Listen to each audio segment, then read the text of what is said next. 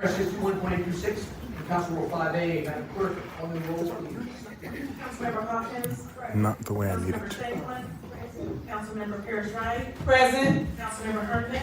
Present. Councilmember Purvis. Present. Councilmember Lineker. Present. Councilmember McCraney. Here. Councilmember Reno Weber. Councilmember Owen. Councilmember Raymond. Here. Councilmember Kramer. Here. Councilmember Joseph. Here. Councilmember Sine. Here. Councilmember Bass. Here. Councilmember Chapel. Here. Councilmember Reed. Here. Councilmember Winkler. Here. Councilmember Parker. Here. Councilmember Piagentini. Here. Councilmember Benson. Present. Councilmember Rui. Here. Councilmember Bratcher. Here. Councilmember Hudson. Councilmember Molwick Woolridge. Here. Councilmember Bagshon. Here. President Anderson. President Gone. President for 24 and the quorum. And we've got an excused absence for Councilman Reno Weber. All right, Councilman Bratcher, I believe you've got a group of special guests tonight. All right, You have the floor, sir. come on. Come on up here, girls. Coaches.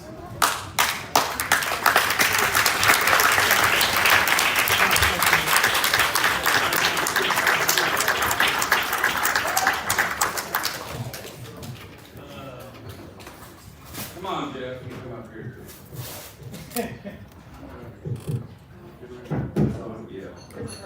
Mr. President and Council, I introduce you to the world champion Babe Ruth softball player.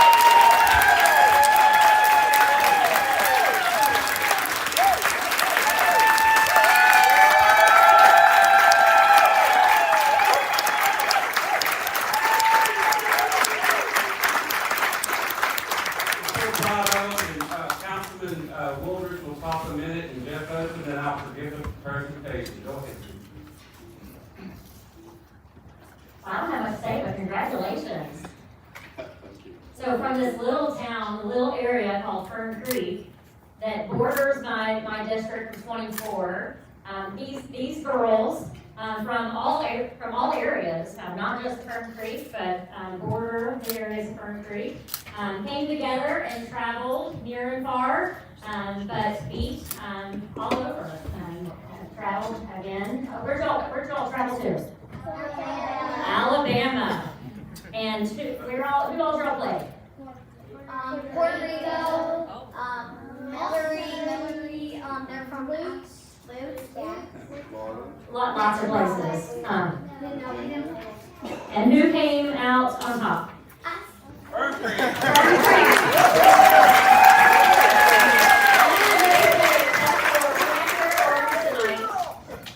Because we're so proud, so we're proud of these teams, we're proud of the coaches. Thank you, coaches, for all the hard work, the efforts that you all put into these girls, the love and support that you poured into them. Again, from a graduate from Fern Creek, from a council person that borders this district, I just want to say thank you and congratulations, girls.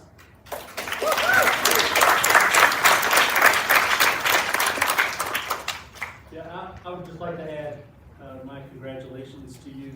I want you to soak this in. I want you to look around at all of these people. They are so proud of you. Your parents are proud of you. The city of Louisville is proud of you. The state of Kentucky is proud of you. And having won this one, the world is proud of you. You have done more at your age than most people do in a lifetime. I want you to think about that for a minute. Where you are going, trajectory that you are on, the sky is the limit for you. I look forward to seeing what you are going to accomplish in the years to come. So congratulations, thank you for all you've done. You've made us all proud.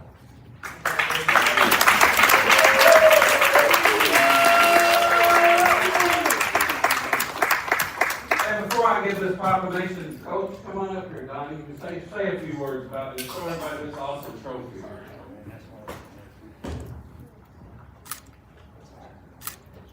First of all, thanks for inviting us down. We really do appreciate it. And getting the opportunity to showcase our girls.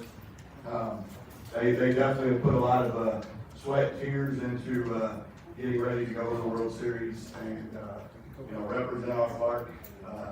But then it got to a point where we started realizing we were representing more than just a park. We were representing the city of Louisville. And that was an awesome feat for these girls to get out there and do that. But I want to definitely thank my coaches, because I couldn't do it without them, for sure. They always are there for me, right-hand man and women. You know, the whole community really comes together at times like this, and it's always really neat to see when that happens. Who are the coaches, Coach? We have Prince Queenie. We have Chad Lady. Who couldn't make it today, and his daughter Avery is on the team as well. But they couldn't make it, unfortunately, today. Let me introduce the girls. First up, we have Haley. We have Poppy. We have Lily. We have Ronnie. We have Lainey. We have Sophie. We have Beverly. We have Bella. We have Lily. We have Pam. And we have Adeline. Thank you all for inviting us. We really do appreciate it. Awesome. Thank you, Coach. Good job, girl. Whereas this is an awesome team. So therefore, What is his name again for the record, please? My name is Donnie Johnny Shepard. And grab that trophy before it falls off, please. Now therefore be resolved that the Louisville Metro Council hereby recognizes and honors the Fern Creek Girls 8 and Up All-Stars for their demonstrated teamwork, discipline, and sportsmanship, serving as role models for Louisville youth. We hereby confer, and that's everybody in this council right here, we confer with this recognition with all the rights, privileges, and responsibilities thereunto appertaining, in testimony whereof we have caused these letters to be made and the seal of Metro government to be hereunto fixed. I signed it, Councilman Hudson signed it, and Councilman Woolridge signed it. So thank you, girls. Here you go.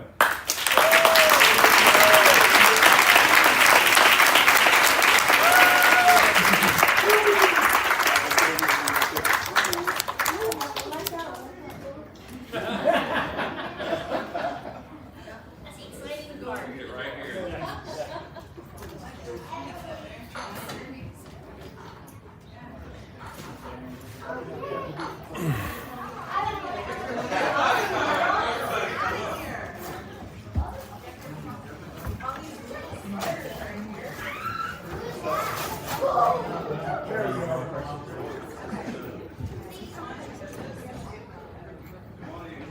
Come on, man.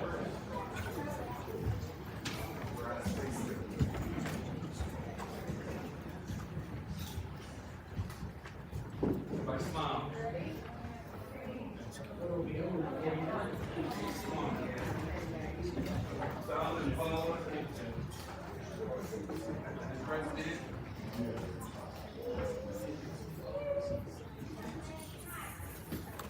All right, ready? Everybody look over there. 1, 2, 3.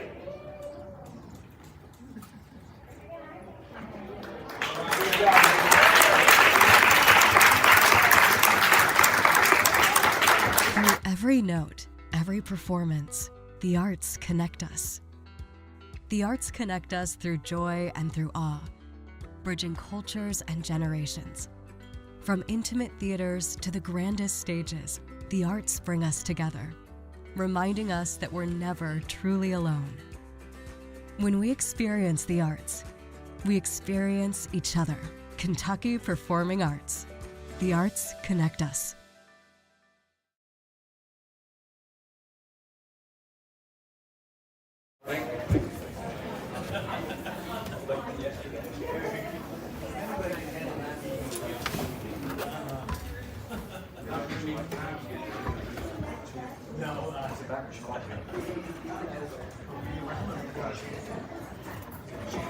Councilman Joseph, believe you got a page tonight. Thank you, Mr. President. I would like to welcome Madeline Mads Michael. Madeline is a sophomore at Mercy Academy. She's an award-winning baker, a summer volunteer at Norton Children's Hospital, and a member of Incarnation Parish. At Mercy, Mads is involved in theater, art, Kentucky United Nations Assembly with Kuna, and will be joining the bowling team this year. In her free time, she likes to go to arcade, bake, we make clothes with an artistic twist, play laser tag, and travel.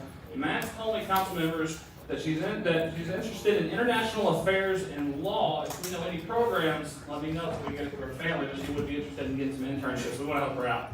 So please welcome Madeline Michael.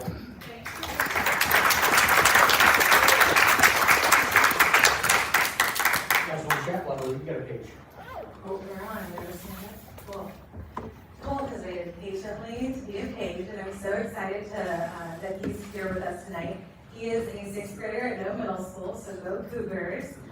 He's part of the Gifted and Talented Magnet program, and his favorite subjects are math and social studies. When he grows up, he wants to be an architect. Cole loves playing baseball, fishing, playing video games with his friends, and spending time with his family. But honestly, I'm surprised at how short that hobby list was, considering all of the things that I know that Cole gets into. He's a fantastic chess player, an actor, an artist, and also a magician. So he's a very talented young man, and I'm not just saying this because I'm his pseudo aunt, and there's absolutely no bias in this. And shout out to one of my best friends, Sarah Brown, who's here in the audience tonight, and his mother. But Cole is one of the most charismatic, dynamic, and kind young men that I've ever known. And so he's going places, folks, and I'm really glad he's here tonight as our page.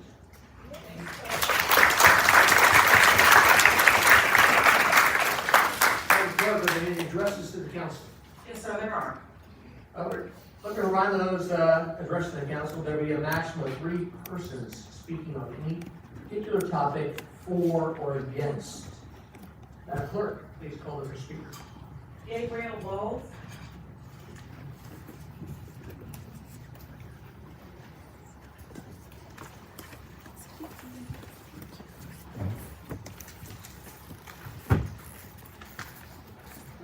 Good evening. I'm a licensed massage therapist and employee at Macoach Holistic Massage. I work in District 8 and I live in District 9. I'm also a single mother. I want to explain what a small business license coach has meant to someone like me, because I think it's important to understand what is actually at risk when we talk about the impact of this ordinance. Massage therapy can be a difficult career to make sustainable. At a large franchise, I could expect to make somewhere around $35,000 a year. At Macoach, I will make over $50,000 as a second-year therapist. That difference matters to me and my daughter. It means being able to support my family doing the work I went to school for and licensed by the state of Kentucky to perform. It means having the security of being an employee while still being paid like a skilled professional. We are a small, locally owned business with 4 treatment rooms. The profit margin that would go to a receptionist goes to me as I reschedule and process payments for my clients. This allows me to provide exceptional and informed care while making a better wage. We care about the work we do having a positive effect in our community, so we want to remain affordable. I want to work on the average busy professional and caretakers so that I can support them as they support their loved ones. That is something I think Louisville wants small businesses to do, but it's also what has made us especially vulnerable to this ordinance. We as a team at Macoach understood and cared about the intention of this ordinance from the beginning, and our owner even spoke here in favor of the ordinance in January, while asking for more time and resources. She overextended to comply, and it is putting us at risk of closing. We ask that you amend this ordinance to better support small businesses. A large franchise has more locations, more employees, and more money to spread new costs across. if a new law requires adding additional staffing or administrative expenses, they have more room to for that as well. And it's true that illicit businesses have large networks behind them, and so do they. For us, these requirements are not just paperwork. They have been hiring additional staff and taking on over $6,000 a month in new fixed expenses just to keep the doors open. The ordinance may apply equally to every massage facility, but the burden is not equal. And if businesses like McCoach disappear, employees like me lose something too. I don't want my choices in this profession to eventually become working for a large franchise, receiving even less money, or leaving massage therapy altogether. Thank you, ma'am. Okay, thank you. Richard Whitlock.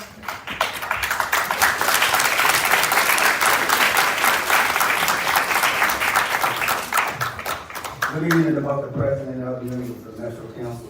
Did you all know that Louisville has experienced more murders in the first 6 years of 2020 than we have in any other decade?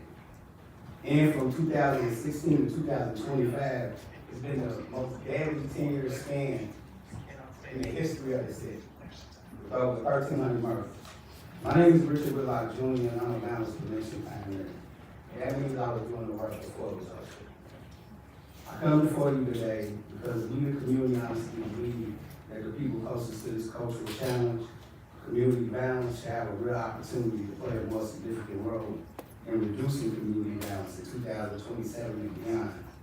The Louisville Peace Project is a community-led public health and safety initiative focusing on the 4 zip codes historically most affected by community violence, which are 4203, 4210, 4211, and 4212. The Louisville Peace Project in its entirety will have over 20 trained peacemakers serving as violence interrupters. 5 in each zip code, they serve these large zones using the pure violence model of prevention, intervention, and changing social norms. This project will also be connected to 4 community-led violence prevention youth programs. 1 in each zip code, dedicated supervision, referrals from BJJ, and a focus on students at JCPS alternative schools who live in those 4 zip codes as well. Clearly, law enforcement has the most significant role in public safety, but we also need to treat violence like a contagious disease and like a public health issue, which is now more paramount than ever.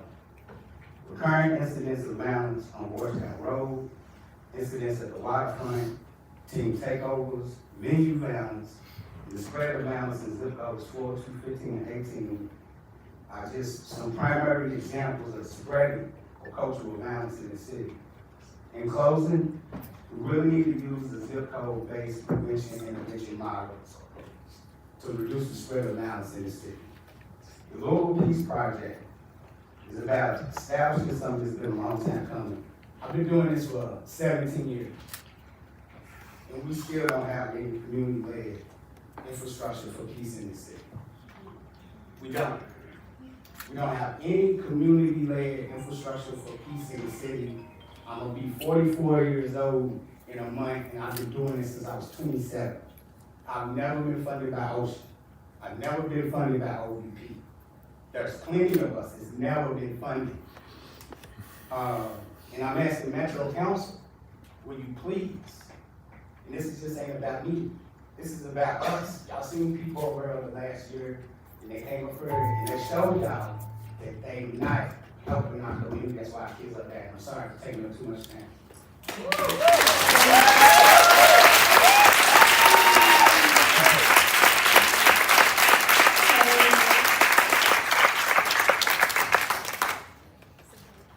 Shay Booth.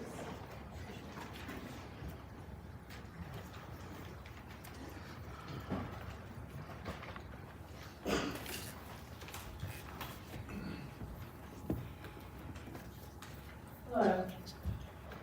My name is Shay Hughes. I'm a Kentucky Board Certified Licensed Massage Therapist. My practice is located in Metro Council District 8, the Deer Park neighborhood of the Highlands. I occupy one of the 5 rooms in my building and share restrooms and a waiting area with 3 licensed clinical social workers, 2 psychologists, and a licensed professional clinical counselor. I love my space, and I intentionally chose to build and nourish my practice in this healing environment. My always accommodating landlord is reasonably not okay with disregarding HIPAA protections and installing video cameras recording people coming and going from their therapy appointments. I am hopeful that I and the many LMTs sharing space with and renting rooms from mental health care professionals will be exempt from this video surveillance requirement.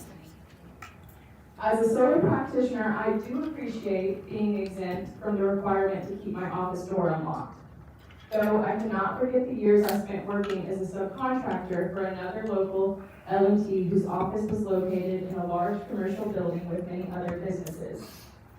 Because this business owner did not employ a receptionist, I was able to take home a higher percentage of payment, have flexibility to create my own schedule, and receive a steady flow of clients as a newly licensed massage therapist, a true win for both me and the business owner.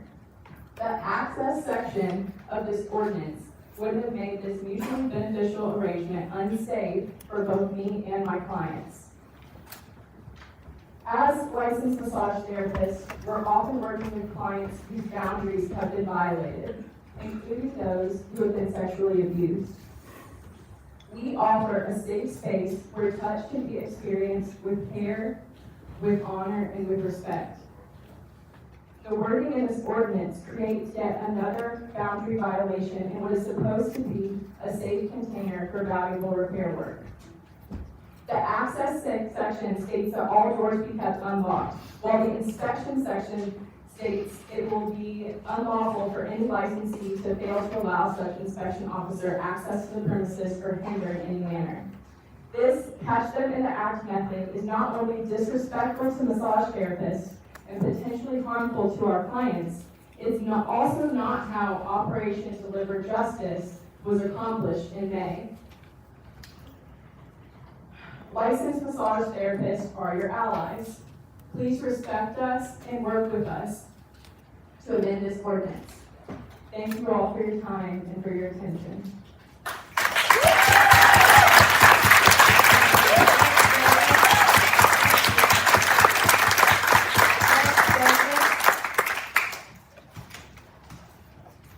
Rex Davis. Laura Watkins.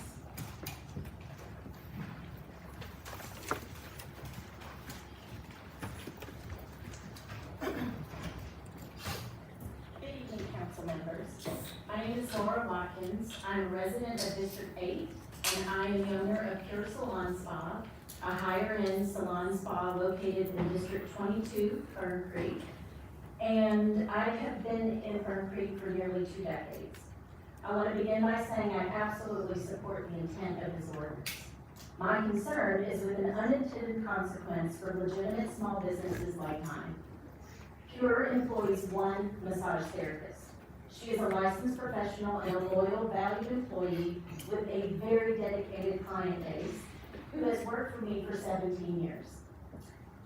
Massage is not our primary business. It is one service offered within a full-service salon and spa.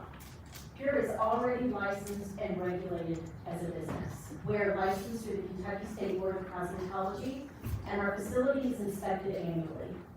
Our massage therapist is separately licensed by the Commonwealth of Kentucky. We are not an unregulated business asking to avoid oversight.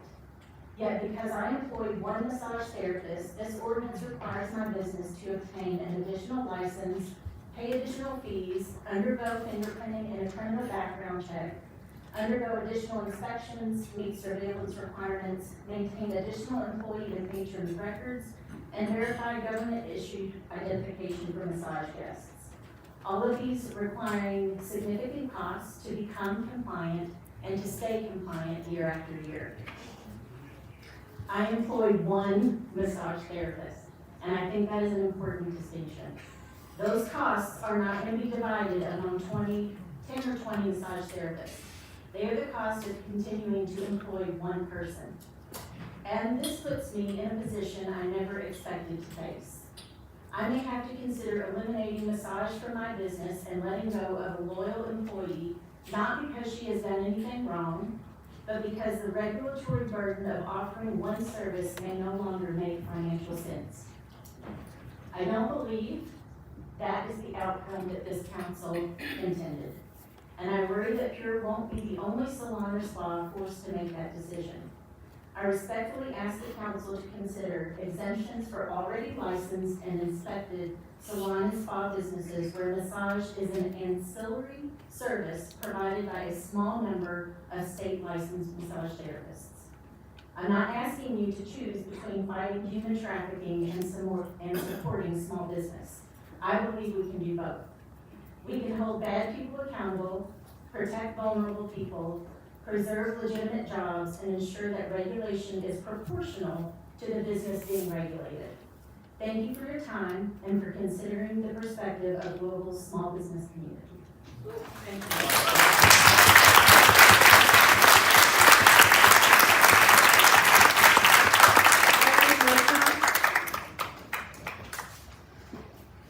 Thank you all very much, and thank you for allowing me the time and your support over the last 3 years. I'm here representing the Celebrate Recovery Ministry out of Fairdale Christian Church, which you all have supported. For any of those that may not be familiar, Celebrate Recovery is a Christ-centered recovery program that was started out in California about 35 years ago, and is in about 30,000 churches, jails, prisons, institutions in the country. We've been, at the end of this month, Fairdale will be completing its 9th year of the Celebrate Recovery Ministry here in the community, and to thank you all for your support. When we first started, we said, what's going to keep the men and women from coming out there? They said, well, mom and dad says, I work, I got to fix dinner. We said, okay, we'll have the meal. They said, well, we don't have anybody to watch the kids, so we had some adults from church and some senior youth to watch the kids during the week. We don't have a way out there. We rent a bus and actually pick the men and women up from Hill and place to come out and see us, so all those lines. So it's just been amazing what we've seen. I did email you some information and hand it out. One of them is an attendance sheet, if you've seen that. We started in 2017 with 25 men from Recenter Ministries. We're now working with probably 10 or 12 different recovery programs, probably half a dozen transition houses, and you've seen the chart flow. We started with 25. The chart shows that in 2026, we're working with about 219 people at our weekly meetings. But over the last month, that number has grown to about 250 men and women that are coming out each and every week for recovery programs, and we're seeing some amazing things with that. Like I said, we do a survey every couple of years just to see where we can do better, how things are going. With that, 149 and 150 surveys that they send, I recommend to the friends. I've also included a sheet from the commission, Kentucky Opioid Commission, that recognized us as a grantee in their spotlight article in their second edition of the work that has been going on out there. We're grateful for that, because it's open to anybody on whatever your beliefs are. With that, we're just glad to see it. And in that picture as well, you'll see where a daughter drove in from Kansas to present her dad his 3-year clean token at one of our meetings, which is just awesome. You'll also see Dan Simon, who's been a big supporter of ours, a letter of support, because we do collaborate with a number of other ministries and agencies in our community. We all don't have the dollars we need as nonprofits. We don't have the time and talent, so we collaborate and meet twice a year. How we can share with each other with the time, talent, and treasure. And also, whether you give or not, we would like to continue support, but there's some brochures and some QR codes in on the card that will show you more of videos of our meetings, testimony, things like that. But thank you all for your support. We hopefully you can continue to support us in the coming year. All right? Thank you. Thank you.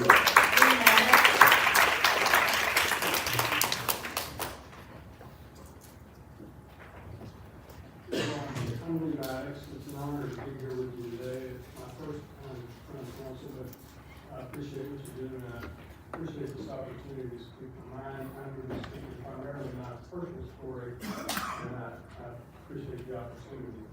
And thank you for everything you do in the community. I'm a rookie speaker in a manner similar to the girls that were here. You would call me into that in order, speaker, but you will hear from other people with our group that will certainly speak well. Approximately 30 years ago, my mother died of diabetes complications. It was fortunate for me that I was a newly married man.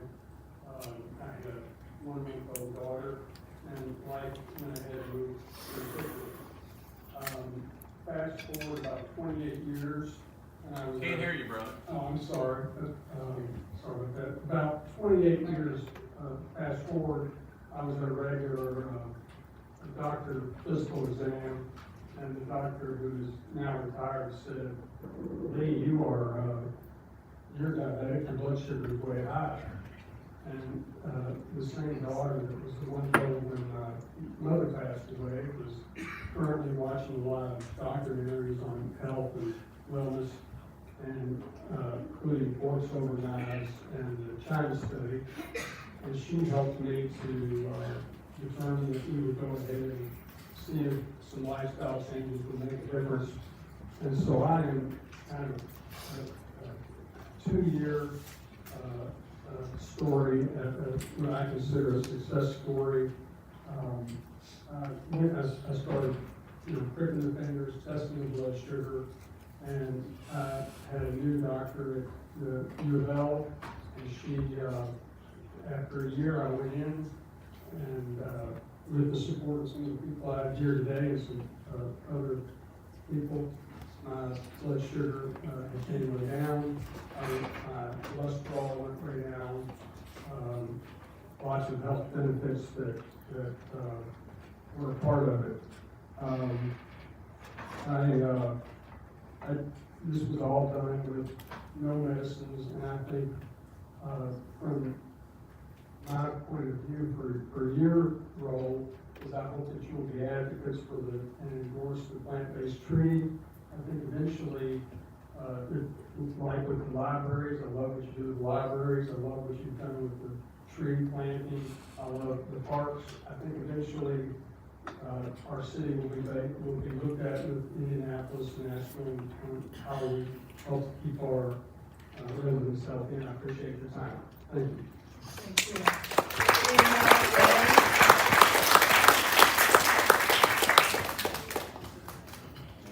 Danielle Ray.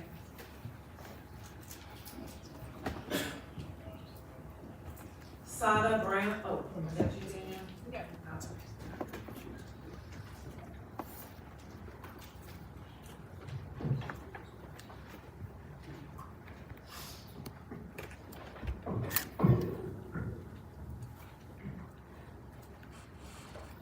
Thank you to Jennifer Castle, Shamika Parrish-Wright, and Tammy Hawkins for co-sponsoring this legislation, and thank you to my councilwoman Paula McCraney for being open to meet and have honest discussion.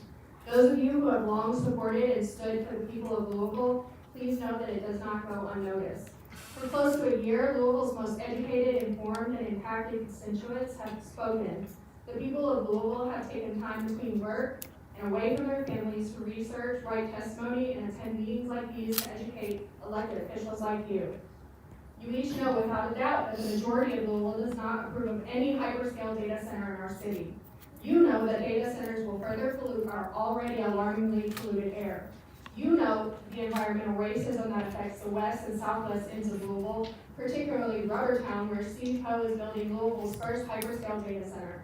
You know that a data center will negatively impact the quality and accessibility of our natural resources. There's certainly no way you are ignorant of the long-standing business relationship between developer Steve Poe and our elected mayor, Craig Greenberg. You also know that billions of dollars in data centers have been paused and canceled by people like us and politicians more courageous than most of you have shown yourselves to be. At this point, none of you can claim ignorance to the harm hyperscale data centers will do to Louisville.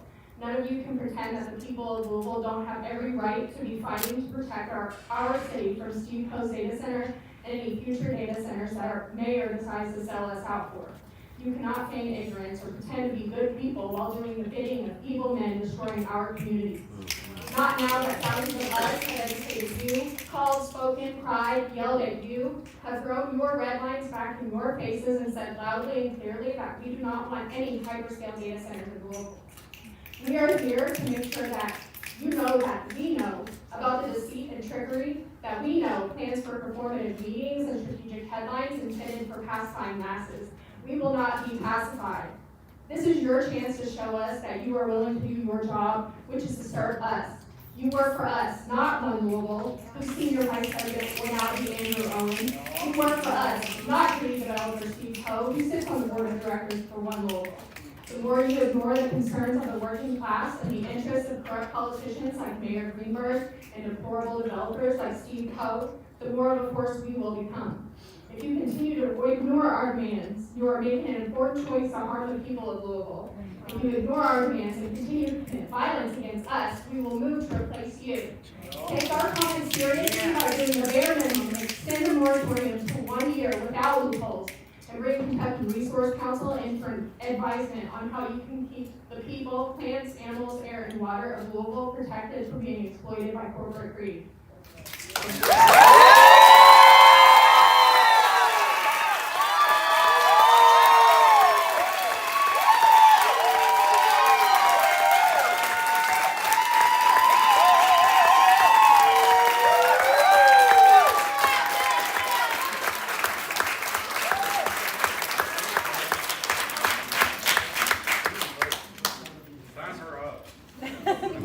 Hi, my name is Liz Brown.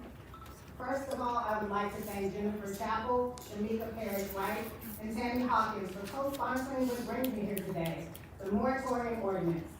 It is unfortunate, however, that after almost a year of games played by other council members, we once again have the task of reminding some of you to properly carry out the duties of your office, duties which you have proven unable to complete. Whether this derives from an unwillingness or incompetence is of little importance when the result is the same. The people's cries for a 1-year moratorium are being drowned out by the clinking of coins in their ever-widening pockets of corrupt officials. Officials like you, Atkinson, Owens, and the One Louisville cronies who want to turn this city into a tech oligarch playground. Only in this playground, the wealthy stand atop their swings and slides, watching the rest of us toil like insects in the dirt. Because of this council's fecklessness and inaction, an AI data center is on schedule to be built in the heart of a predominantly black and working class community. More of the same classism and environmental racism that has long plagued this city. You are unaware of the myriad gas facilities and processing plants that have already reduced life expectancy in Rubbertown by a decade. Or maybe you just don't care because you can't see the bloodstains when they're digital. But no more. We will not let you continue to rip this city apart and kill its residents because you think it's worth the bottom line. We will not waste away and scrounge in misery like bugs. We will not lay down and accept death as our role merely because it was assigned to us by someone with a thicker checkbook and no soul. We, the people of Louisville, will not stop fighting for the right to live long, comfortable lives. As our elected representatives, the embodiment of our demands and values, it is your constitutional duty to extend this moratorium. But more importantly, it's your moral duty as members of this community. Is watching your neighbors or even your family's health fail worth it? Is it worth the blood, the spot on your hand that cannot be washed away, not with money or the water too polluted to drink freely? Louisville's purest tap water ruined by Steve Poe and his band of goons like Greenberg. Now I know there are good people on Metro Council. In fact, I believe all of you are good at heart. But we are so very tired of the lies and deceptions, the shady partnerships and deals we have no say in. Deals that destroy this cherished, beautiful place we call home together. We the people have done our part. We come to your panels, we make our voices and demands loud and clear, and we vote for you. Or not, when you continue to show us color. Yet most of you consistently fail to fulfill your end of the social contract. Will tonight be more of the same, or will you finally gather the integrity to carry out the duties of your office and extend this moratorium? Because the people demand it.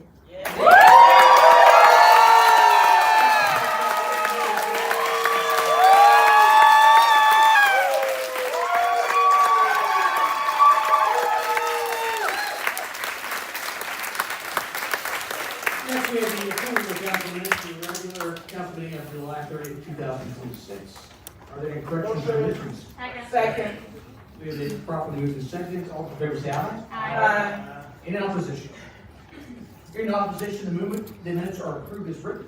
Next, we have the approval of the following committee meetings, all of 2026. The regular committee of the whole, July 30th. The regular planning and zoning, August 4th. The regular public works, August 4th. The regular government accountability, August 4th. The regular appropriations, August 5th. Regular public safety, August 5th. Regular parks and sustainability, August 6th. Regular budget, August 6th. And the regular committee and committees, August 11th. Are there any corrections or deletions? Hearing none, motion? Motion. And a second? Second. That is proper for us. All those in favor say aye. Aye. Any opposition? The minutes are approved as written. Madam Clerk, do we have any communications to the council? Yes, sir. Yes, sir, we do. Please read those into the record. President Anderson, in accordance with the ordinance, I will appoint following to the Deputy Sheriff Mayor Board. Anita Cheatham, a new appointment term expires, which is June the 13th, 2027. Your prompt action on this appointment is most appreciated. Sincerely, President for Mayor. Dear President Anderson, in accordance with the Human Relations Advocacy Board ordinance, I'm appointing and reappointing the following. Tanisha Martin, a new appointment term expires September 30th, 2027. Yvonne Jones, a reappointment term expires September 30th, 2029.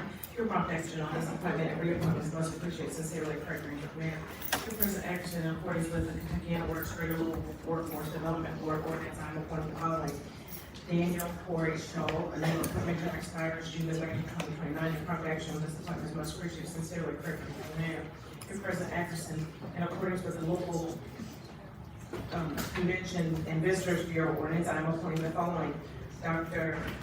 Keva Zamanian, a new appointment term expires August 16, 2029. Your prompt action on this appointment is most appreciated. Sincerely, Craig Greenberg, Mayor. Your President Anderson, I'm reappointing the following to the Metropolitan Business Development Corporation Board. Christopher Hatcher, a reappointment term expires July the 27th, 2029. Jennifer Johnson, a reappointment term expires July the 27th, 2029. This will be read in the record only. Metro Council approval is not required. Sincerely, Craig Greenberg, Mayor. Those appointments to the council approval are going to be forwarded to the Government Oversight Audits Committee.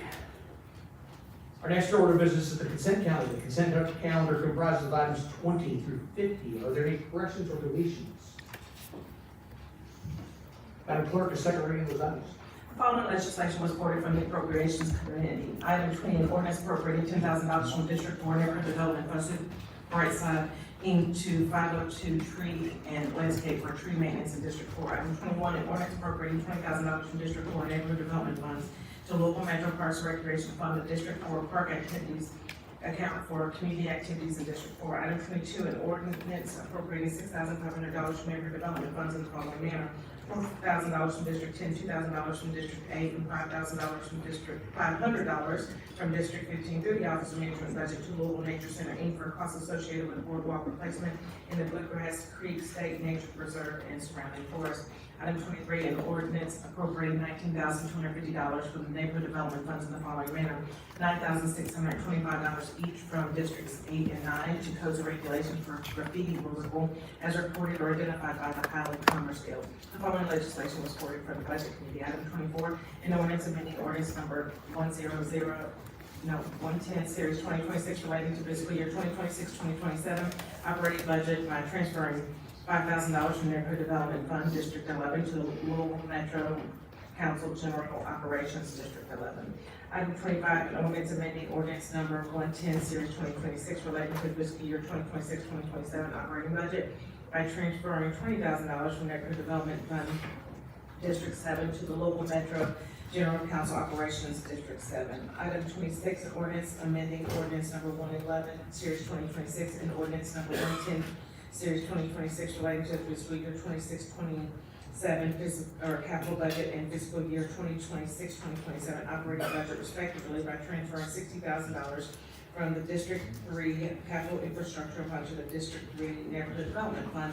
Item 27, resolution of official intent of the Louisville Jefferson County Metro Government to finance the acquisition, construction, and renovation and improvement of certain capital projects of the Louisville Jefferson County Metro Government and its agencies and departments from the proceeds of one or more proposed issues of general obligation bonds and general obligation notes. Item 28, a resolution authorizing the mayor to set up to $107,250,000 of funding from the Commonwealth of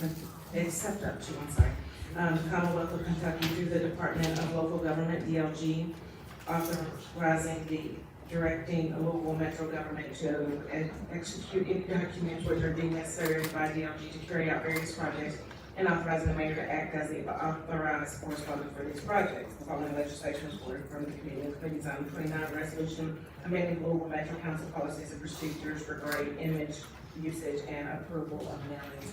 The following legislation was ordered from the Government Oversight, Audit, and Appointments Committee. Item 30, appointment of Sarah Brady to the Affordable Housing Trust Fund Board. Term expires December 31st, 2028. Item 31, appointment of Marina Gonzalez to the Police Merit Board. Term expires June 1st, 2028. Item 32, appointment of Matthew Beck to the Police Merit Board. Term expires June 1st, 2029. Item 33, reappointment of Robert Blair to the Air Pollution Control District Board. Term expires June 30th, 2029. Item 34, reappointment of David Green to the Greater Louisville Lodging Management District Board. Term expires May 1st, 2027. Item 35, reappointment of Jamie Campesano to the Greater Louisville Lodging Management District Board. Term expires May 1st, 2029.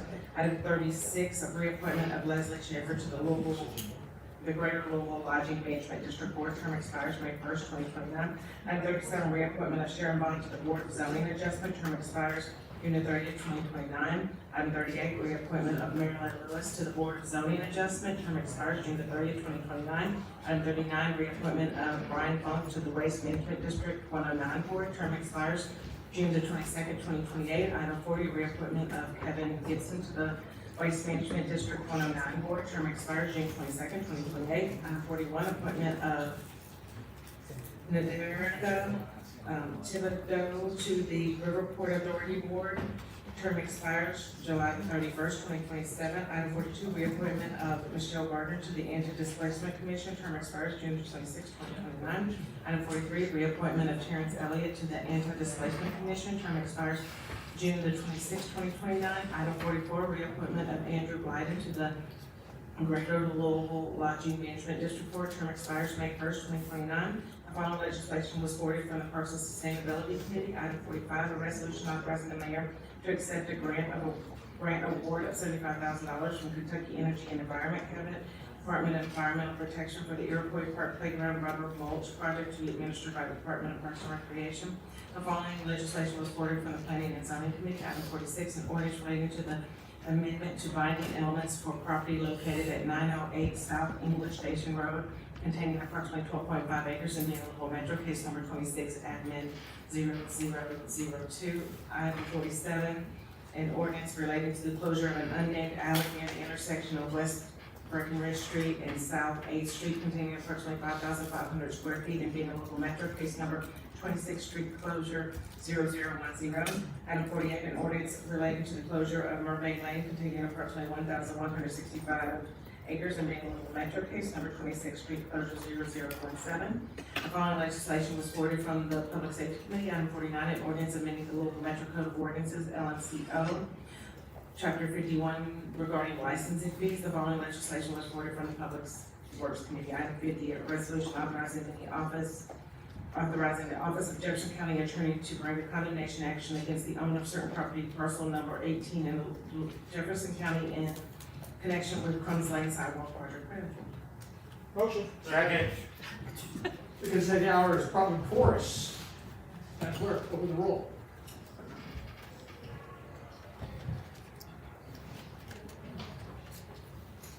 Councilmember Kramer. Yes.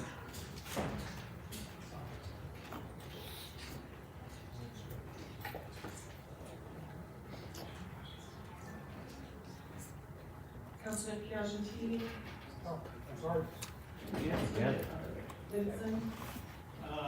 Yes, I don't have, I can't vote. That didn't work. Gotcha. Your yes counts as votes. Does it? Yes, then. And thus your count. Mr. President, you have 24 yes votes. Thank you, I'm Senator. sorry, yeah, 24 yes votes. Consent calendar is approved. Madam Clerk, the next item is this old business. Reading of item number 51, please. An ordinance authorizing local metro government to renew the gas franchise of Louisville Gas and Electric Company and sign a gas franchise agreement. Right on board. Folks, what we have here is someone to make a motion to return this to the table. Move to make that motion. Second. All right, we've got a motion to return to the table. Can we do that as a voice vote? Yes, sir. All those in favor of returning item 51 to the table, say aye. Aye. Any opposition? No. Here one, and the opinion of the chair, return to the table. All right, so, let's see here, this came out of Councilman Hudson, you're first on the floor here, this came in committee. Thank you, Mr. President. So, as everyone here knows, this was discussed at our last council meeting and put on the table. There were several questions brought up, several concerns over the past few weeks. Several of those have been addressed. I've had conversations with many of you, and most of those questions came from Councilman Kramer, and I would ask the President to recognize him, please. Councilman Kramer, virtually, you have the floor. Thank you, Mr. President. Thank you, Councilman Hudson. I will just share a little bit of history and then move on. 10 years ago, when we were looking at a franchise agreement and things had changed, we wrote an ordinance that allowed for us to create a franchise agreement that we could set the revenue from LG&E in one of a number of different ways. I believe there are 4 different ways. One of them, 2 of them would have included to call it a rent instead of a tariff, instead of doing an excise fee. So we took that to Public Service Commission. We agreed what we wanted, took that to Public Service Commission and failed. What came back for us not too long ago was an extension of that same franchise agreement. My concern was that language had been removed and that we would be stuck with the franchise agreement the way that we were in, right? I've spoken several times with the county attorney's office. I've spoken with Councilman Hudson. The franchise agreement before us is precisely the same franchise agreement that we entered into in 2016. And using that franchise agreement, we tried to go to the Public Service Commission and make changes. The Public Service Commission refused that. If we pass the franchise agreement that's before us tonight, we have an opportunity to do the same thing in the next 6 months, year, that we tried to do 16 years ago or 10 years ago. If we don't pass the franchise agreement, then we don't have any framework to work from to move forward with any kind of an agreement. So we need a framework. We have one. I believe we have a really good framework. The challenge wasn't the framework. The problem was the Public Service Commission refused to hear our arguments. I still am hopeful that with the new Public Service Commission, we might have a better outcome. I've spoken with the county attorney's office. We're going to get together in the next month to take a look at what the current makeup of the Public Service Commission is and what we might do in order to revisit this as an idea at that level. But at our level, at the council level, what we have in front of us is ideal. It's just we need this as a jumping off point to the Public Service Commission. So I'm hopeful that, I'm grateful, first of all, that my colleagues at the last council meeting were willing to take a look at this and say, hold on, what are we doing here? I'm hopeful that because we have the franchise language, the same franchise language, that means we do have an opportunity to go to the Public Service Commission, and I do think that's worth talking about. So I hope for tonight is that we will pass this relatively quickly, and then we can get started on the work necessary to actually come up with a franchise agreement where LG&E will actually start paying us rent to be in our rights of way. Thank you. Just so we're clear, you're supportive of this ordinance tonight? Absolutely, yes. And I'm hopeful that everyone on the council votes yes so that we can get to the real work of trying to find a way to get LG&E to actually compensate us for being in our right way. Councilman Winkler, you're next in my queue. Thank you, Mr. President. I'm going to echo a lot of Councilman Kramer's questions. I think, or comments. I think, one of the things that's come out over the last few weeks, both in discussions 2 weeks ago and then subsequently tonight in the committee of the whole and in our caucus meetings, there's lots of great ideas around this issue. I think they're very complicated, and I hope that, thinking back 5 years ago, I think we had similar conversations, and then sort of, everybody moves on with their lives, and nobody thinks about it again until, 4 years, 11 months, and 2 weeks from now when it's on the agenda again. And so, what I would encourage those that express lots of really good ideas around this to do is, really dive into this, because I do think whether it's, certainly I think to Councilor Kramer's point, relitigating the rate case with the PSC, I think that's an action we should start to work on immediately. And then there were other discussions, whether it's municipalization, looking at another provider. I think those are all great ideas, but those are probably much longer term. They're not anything that's going to get resolved in a week or two or even a month or two. It's probably multiple years to lay the framework for that. And I hope that the people that were so passionate about this issue over the last few weeks will really dive into this and work on this, and let's have a solution that when the franchise agreement expires, that we've got a framework we can move forward and are ready to move forward versus starting to talk about it in 5 years. Thank you, Mr. President. Councilor. Thank you, President Atkinson. So I think a couple of things. I won't be here, but I do encourage my colleagues to look at what our options are going forward. I agree with Councilman Kramer and Councilman Winkler that we don't really have time in the next 2 weeks to accomplish really much of anything, but we do have options. As a city, we have options, and just so everybody knows, in the 1990s, unlike the electrical side of utilities, which is a monopoly basically at LG&E, the gas side of the business is open for market competition. And so I don't see, while it's complicated, I think we as a city owe it to the constituents to bid our franchise agreement out and see if there's anybody that's willing and able to provide gas to us at rates that are cheaper than LG&E. So I would encourage you guys to look at that going forward.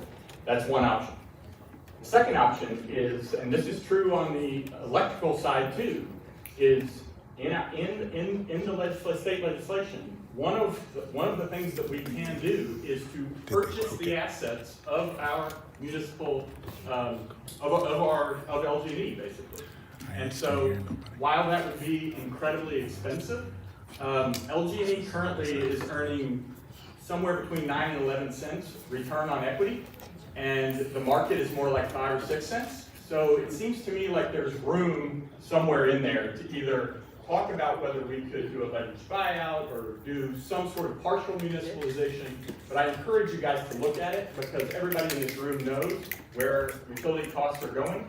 And it's something that I think, again, I don't think we've got the time to deal with it here. In fact, I really apologize for not getting out in front of this a little bit earlier. But I encourage you guys to take a really serious look at that over the next, 5 years. Thank you. Councilor Walters. Thank you. I'm going to say this. LG&E has been pimping us for years. I think we should weigh our options. Other states have options. Meanwhile, we don't. Councilor Manager. Thank you, Mr. President. You have no idea how much it warms my heart to hear this chamber talking about municipalization of our utilities, which is our right under state law, where it is provided that we can use the infrastructure as the collateral. The bond structure is set by state law. We can take control of our energy future here in Louisville, not just to protect our ratepayers, but also the future of our planet. LG&E has said they will not get off of coal until 2065. That is too late.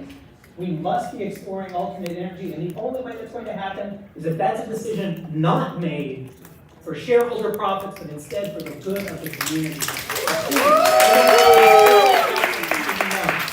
The next thing I want to say is that LG&E is not a good corporate partner to the city of Louisville. I don't think that I've ever had a phone call from a constituent that said, I'm really happy with what they did to the trees. I'm really happy with how quickly our power was restored. I'm really happy with how quickly they answered the phone. I don't have a single constituent phone call like that. I get a lot of phone calls about what people are angry at LG&E about. And that is because they are not a local company. Louisville is in their name, but they are owned by a corporation in Pennsylvania, traded on Wall Street. When you pay your electric and gas bill, you are paying for shareholder profits on Wall Street. And instead of having a dividend to the water company that can be reinvested, like the water company can be reinvested in our city, you're buying them yachts. I think we ought to change that. And I think this is a great way to do that. Winkler made an impassioned plea at our Democratic caucus meeting that we should bring this off the table and we should instead have a vote to send it back to committee so we can invite the administration, the mayor's administration, to this conversation to see what we're going to change about the status quo of our city's relationship with LG&E and about our gas delivery. So I would like to make that motion as suggested by Councilman Winkler, who I'm sure will support it, that we send this back to committee. Second. We have a properly motion before us, and a second. I'm going to yield the chair for a second, speak to this for a second, and I'll take the chair back. Madam Clerk, can we debate this motion? Yes, you can. Motion to have. Is there a debate on the motion? It is.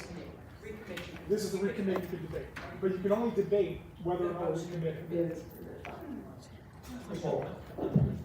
Does anyone want to talk about the? Yes. Okay. Councilman Deedy, you got the floor. Thank you.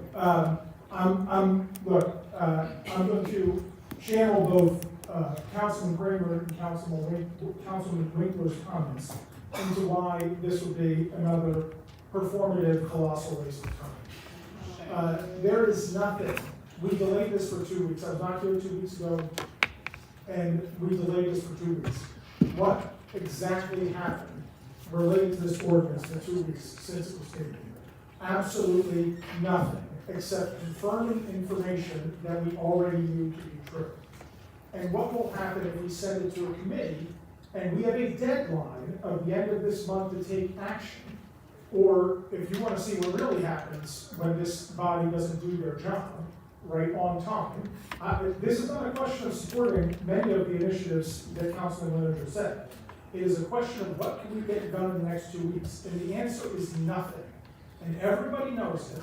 And you can play to an audience or you can play to a constituency all you want. But that does not change the reality and the facts that are on the table, which is in 2 weeks, we will accomplish nothing except waste another 2 weeks and lie to people and give them hope that we can accomplish something when we can't.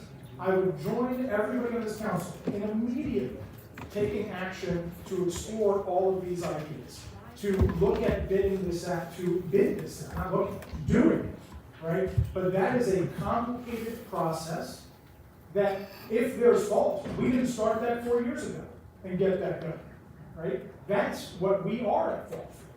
But delaying 2 weeks will accomplish nothing.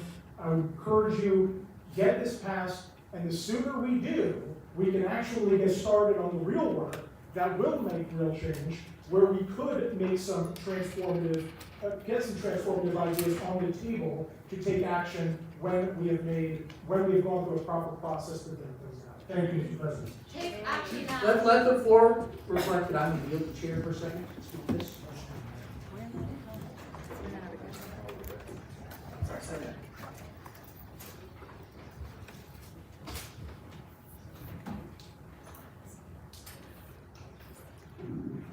Colleague, it's not often I leave the chair to speak to something.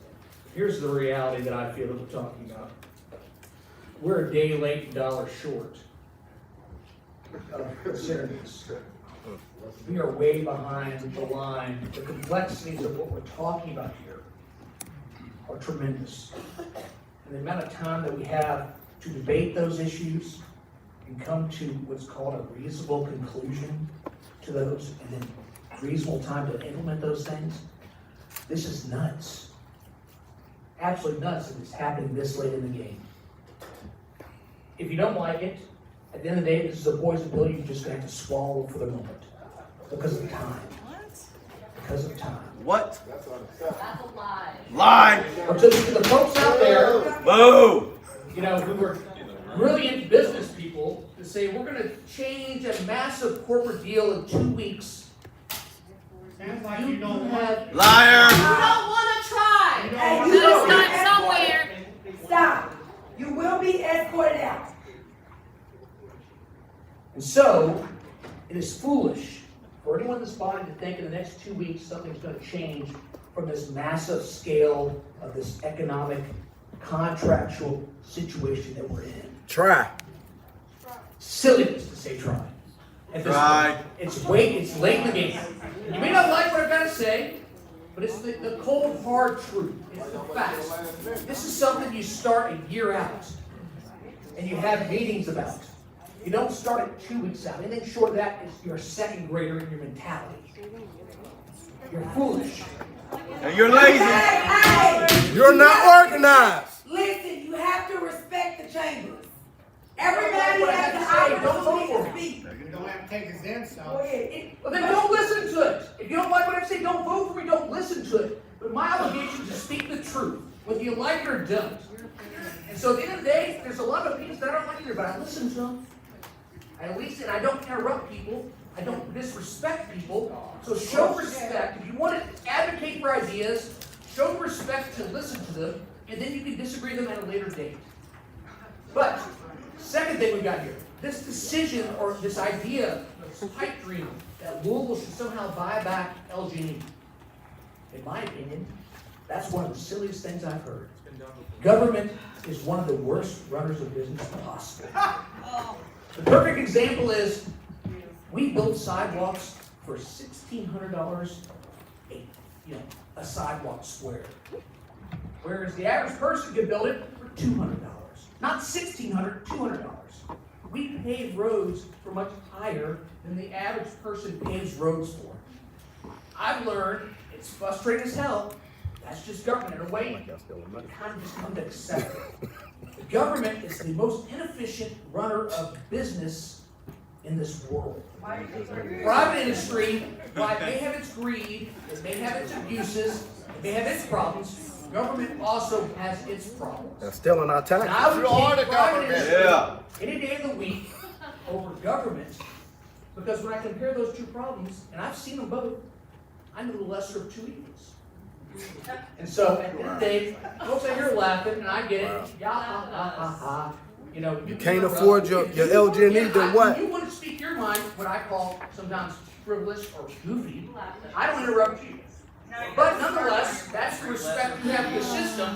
And Hey, we will stop this meeting. clearly, the system is not something you respect, but you want the system to respect you. I'm here, I'm speaking my mind. If anyone hears from the District 26, you don't like what I have to say, don't vote for me. Plain and simple. At the end of the day, it's that. For the rest of you that aren't in District 26, show some respect and listen to some ideas. Madam, I'm going to relinquish and come back to the chair.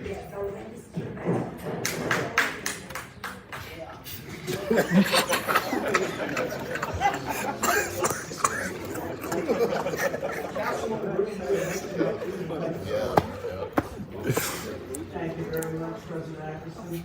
I'd like to say, first of all, that the fact that we are even having this discussion is an accomplishment. Because we could have very easily just said, this is what we got, and we're gonna rubber stamp it and go on our way. But we're not doing that. We are having a thoughtful discussion about what some alternatives could be. I am in agreement that I don't think there's much that can be accomplished in the one committee meeting between now and the next council meeting. So I am in support of going ahead and voting on this tonight. We will continue to have discussions. This is not an easy thing to accomplish. This is going to be years in the making. If you pay a lot of attention to corporate developments and things, they take years. So this is going to take some time. But Food or your LG&E bill? I get an LG&E bill just like you do. Thank you very much.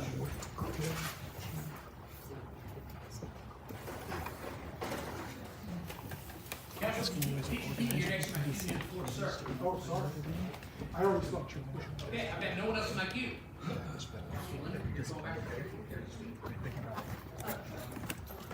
don't know what else can live here in my queue, but after that, I've got no one else unless someone wants to quit here.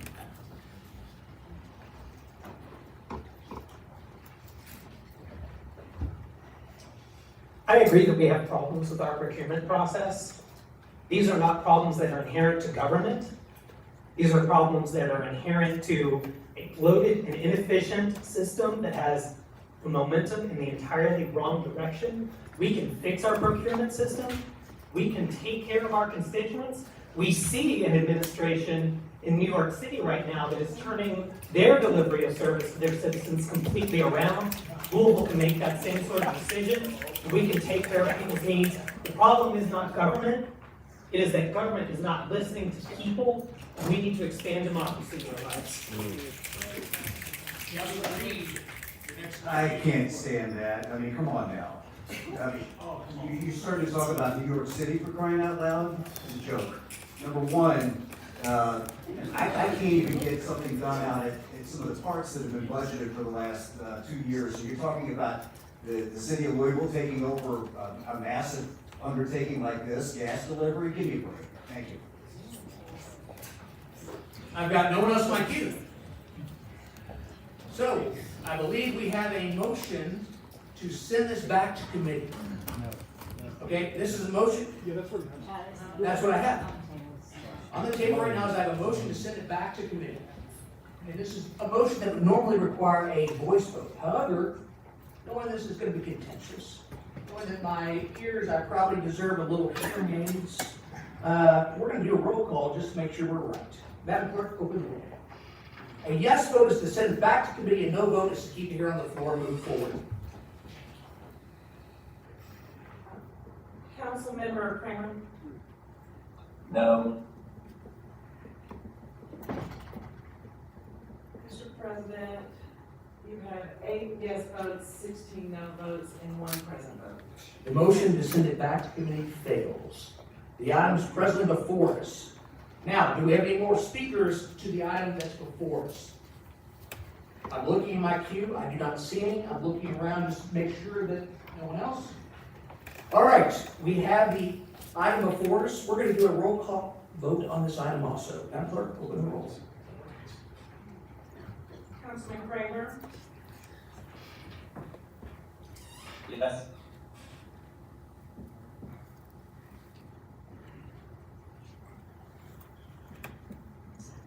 Mr. President, you have 18 yes votes, 3 no votes, and 4 present votes. The ordinance is adopted. Madam Clerk, reading item number 52. An ordinance amending ordinance number 110, a series 2026 related to fiscal year 2026-2027 operating budget by reallocating funds between various departments as amended. Read it full. Mr. President, one moment. Can I make a quick note that we made a technical correction to this? The title previously said fiscal year 2025-2026. It has been corrected to 2026-2027. Sorry. Fantastic for that correction. I got a motion. Do I have a second? The item is properly before us. This came out of budget. Councilman Kramer is not present. Do you want to speak to Councilman Kramer? Or you want me to hand it off to Councilman Winkler? I'll speak to him. What's that? Okay. This is an ordinance that we pass every year just to allow money to be moved from one to another. We amended it in committee and it's before us because of that amendment. What we did is Councilwoman Hawkins had an item in last year's budget, a line item, to take care of some lawn maintenance issues in her district. The total amount of money that was allocated had not yet been spent. It is intended to be spent, and so what the amendment does is it allows the money from last year's budget to roll into this year's budget in order to take care of and finish that project. So it doesn't add anything to the budget, it doesn't change anything. That amendment just allows, kind of like we would normally do with NDF funds, it allows a line item in last year's budget to go forward. The rest of the ordinance is simply moving things from one department to another department. We had asked during the budget process that council members would be more careful in the way that we were trying to allocate funds. And because we did a much better job of describing where those funds were going, the administration has since gone back and reassigned those dollars to agencies that most appropriately match what we requested. So initially, the mayor's office, hearing us, said they would do these things in these particular agencies. When they understood better what we wanted, they're now changing to different agencies. But it's really just making sure the money goes to the agency that can get that done. So it's a pretty straightforward ordinance, and I'm asking for your support. I've got no one else in my queue speaking to this. This ordinance requires a roll call vote. Madam Clerk, open the roll. Councilman Kramer? Yes. Mr. President, you have 25 yes votes. The ordinance is adopted. Madam Clerk, reading by item number 53, please. An ordinance appropriating $4,250 from neighborhood development funds in the following manner: $3,000 from District 3, $1,000 from District 15, and $250 from District 24 through the Office of Management Budget to Feed Louisville, Inc. for costs associated with rent, personnel, and program materials rental. Motion. Second. Item is brought before us. Councilman Joseph, this came out of your committee. You have the floor, sir. Thank you, Mr. President. This originated from District 3, and I'd like to turn it over to Councilwoman Parrish-Wright. Thank you, Mr. Chair. This is a great opportunity to support Feed Louisville, and their original ask is $78,000 to help cover these costs. They are feeding so many people through other organizations, through getting food from restaurants and redistributing that out. I do want to have a disclaimer, I'm on the board, I'm not in no paid role, but it's something I've always supported because I believe in feeding people is the least we can do. I'm asking for more support for them to carry out this amazing work. They are connected to so many restaurants and entities that are not, that are reducing food waste across our city. And as we are in an affordability crisis, it's so important that we support organizations that are able to feed people on a low barrier way. That means people don't have to qualify for income. I've been reached out to by pantries in St. Matthews and all over the county who said that they're running out of food. We do have a real crisis here, and this is one of the organizations that is helping to meet those needs. Thank you. Councilwoman Rudy, you're first in my queue. You have the floor, madam. $1,000 from D21. Councilman Herndon, you're next to my queue. You have the floor, sir. Yes, it said so. I think Mr. President said so during committee work here today that I will not be adding money tonight, but the development agreement that I worked on, Feed Louisville will be getting $10,000. Fantastic. Councilman Winkler, you're next to my queue. 500. Said 500. 500. Councilwoman Shanklin. Thank you, Mr. President. I too have a pantry, and I just did it Monday, and I had over 130 people that came to the pantry Monday. So I want to give $1,000. Councilman Hawkins. Definitely feed them 500. Okay. As long as I've got no one else in my queue. District 13, 250, please. When in doubt, always raise your finger. Works every time. Anyone else? Councilwoman Bass, you're not in my queue, but I think you're ready for it.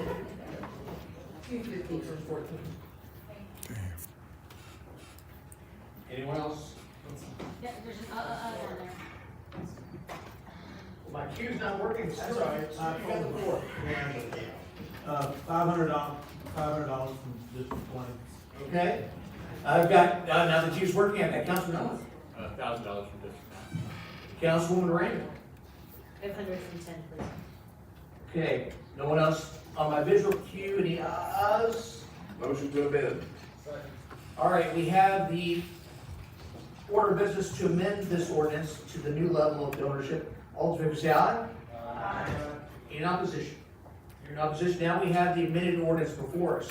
It requires a roll call vote. Will the clerk please open the roll?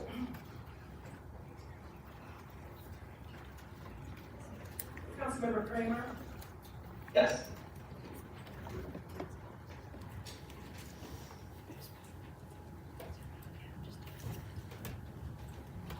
Mr. President, you have 23 yes votes. The ordinance is adopted. Madam Clerk, a reading of item number 54, please. An ordinance appropriating $1,500 from neighborhood development funds in the following manner: $1,500 from District 9 through the Office of Management Budget to Girl Scouts of Kentucky Inc. for venue rental and fencing costs for the Via Glory Festival to be held October 24th and 25th, 2026. Motion.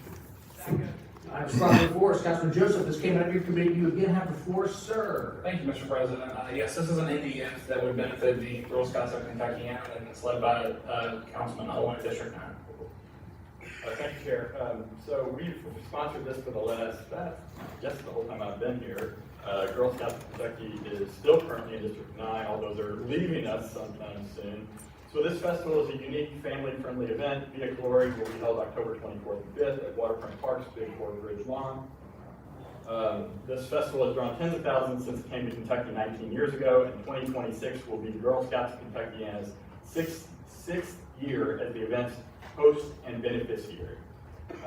This funding will cover venue rental and fencing. So the ask was for 10,000. Hopefully we can get them somewhere close to that. I appreciate your support. Okay. Again, my cue's not showing anyone. Over here. $1,000 from District 3, please. Again, my cue's not showing anyone. We're gonna go with the ayes. Councilwoman Chapel. It is crazy how we keep changing computer systems and they just keep not working. 300 from District 15. Anyone else? Looking around. No hands in the air. Councilwoman Chaplain's got her hand in the air. 500. I'm sorry, you said 500? Thank you. Anyone else? Hearing and seeing no one else, we now have the potential amended ordinance before us. All in favor say aye. Aye. In opposition? Motion to amend. Second. Motion made and second. Everyone says aye. Aye. Okay, we now have the amended ordinance before us. Madam Clerk, open the roll call on this amended ordinance. Councilmember Kramer? Yes.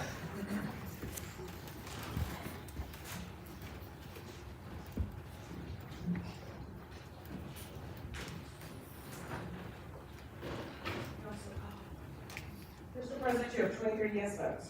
The ordinance is adopted. Madam Clerk, read item number 55. And ordinance appropriating $4,000 in neighborhood development funds in the following manner. $4,000 from District 6 through the Office of Management Budget to Bridge Kids International, Inc. for costs associated with the African Heritage Festival to be held August 21st and 22nd, 2026. Madam Floor. Motion second. That was brought before us. Councilman Joseph, again, the floor is yours. Thank you, sir. This was an NDF that was brought to us by District 6 in regards of Bridge Kids International, Inc. And I'm going to turn it over to the council manager. Thank you, Mr. Chair. This is a really fantastic community event that's hosted at Ben Washer Park.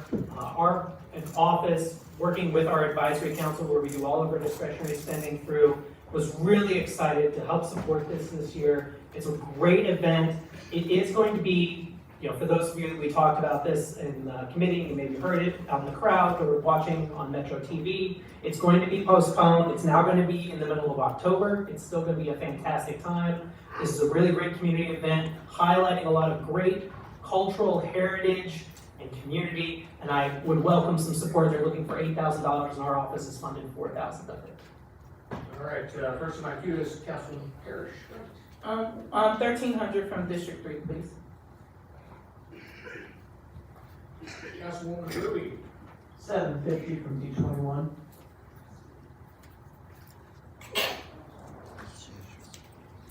Bless you. I've got no one else in my queue. I'm gonna look around. No hands in the air. All right, is there a motion to amend? Motion to amend. Okay. Wait a second. Yeah. Who's that?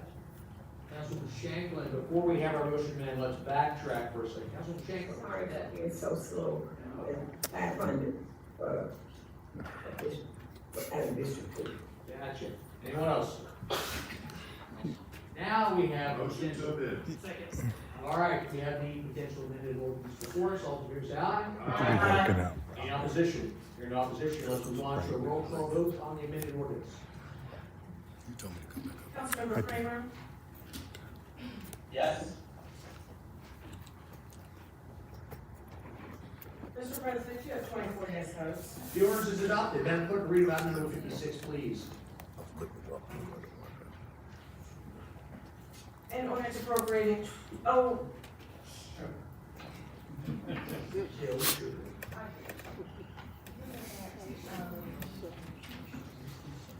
What we got? We're canceling the O sugar. so just for the record, Councilman, Leniger on the last item mentioned that the dates had changed, and that will be part of our amendment if we're all in, unless someone objects to that, that will be part of our amendment that the date is changed. Okay, thank you so much.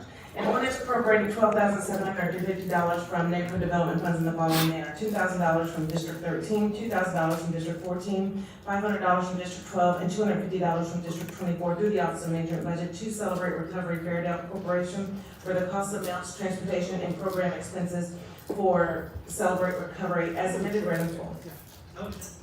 Second. Now, it's talking for us, Councilman Joseph, it is your night, you have the floor. Hello again. I don't know if it's my night.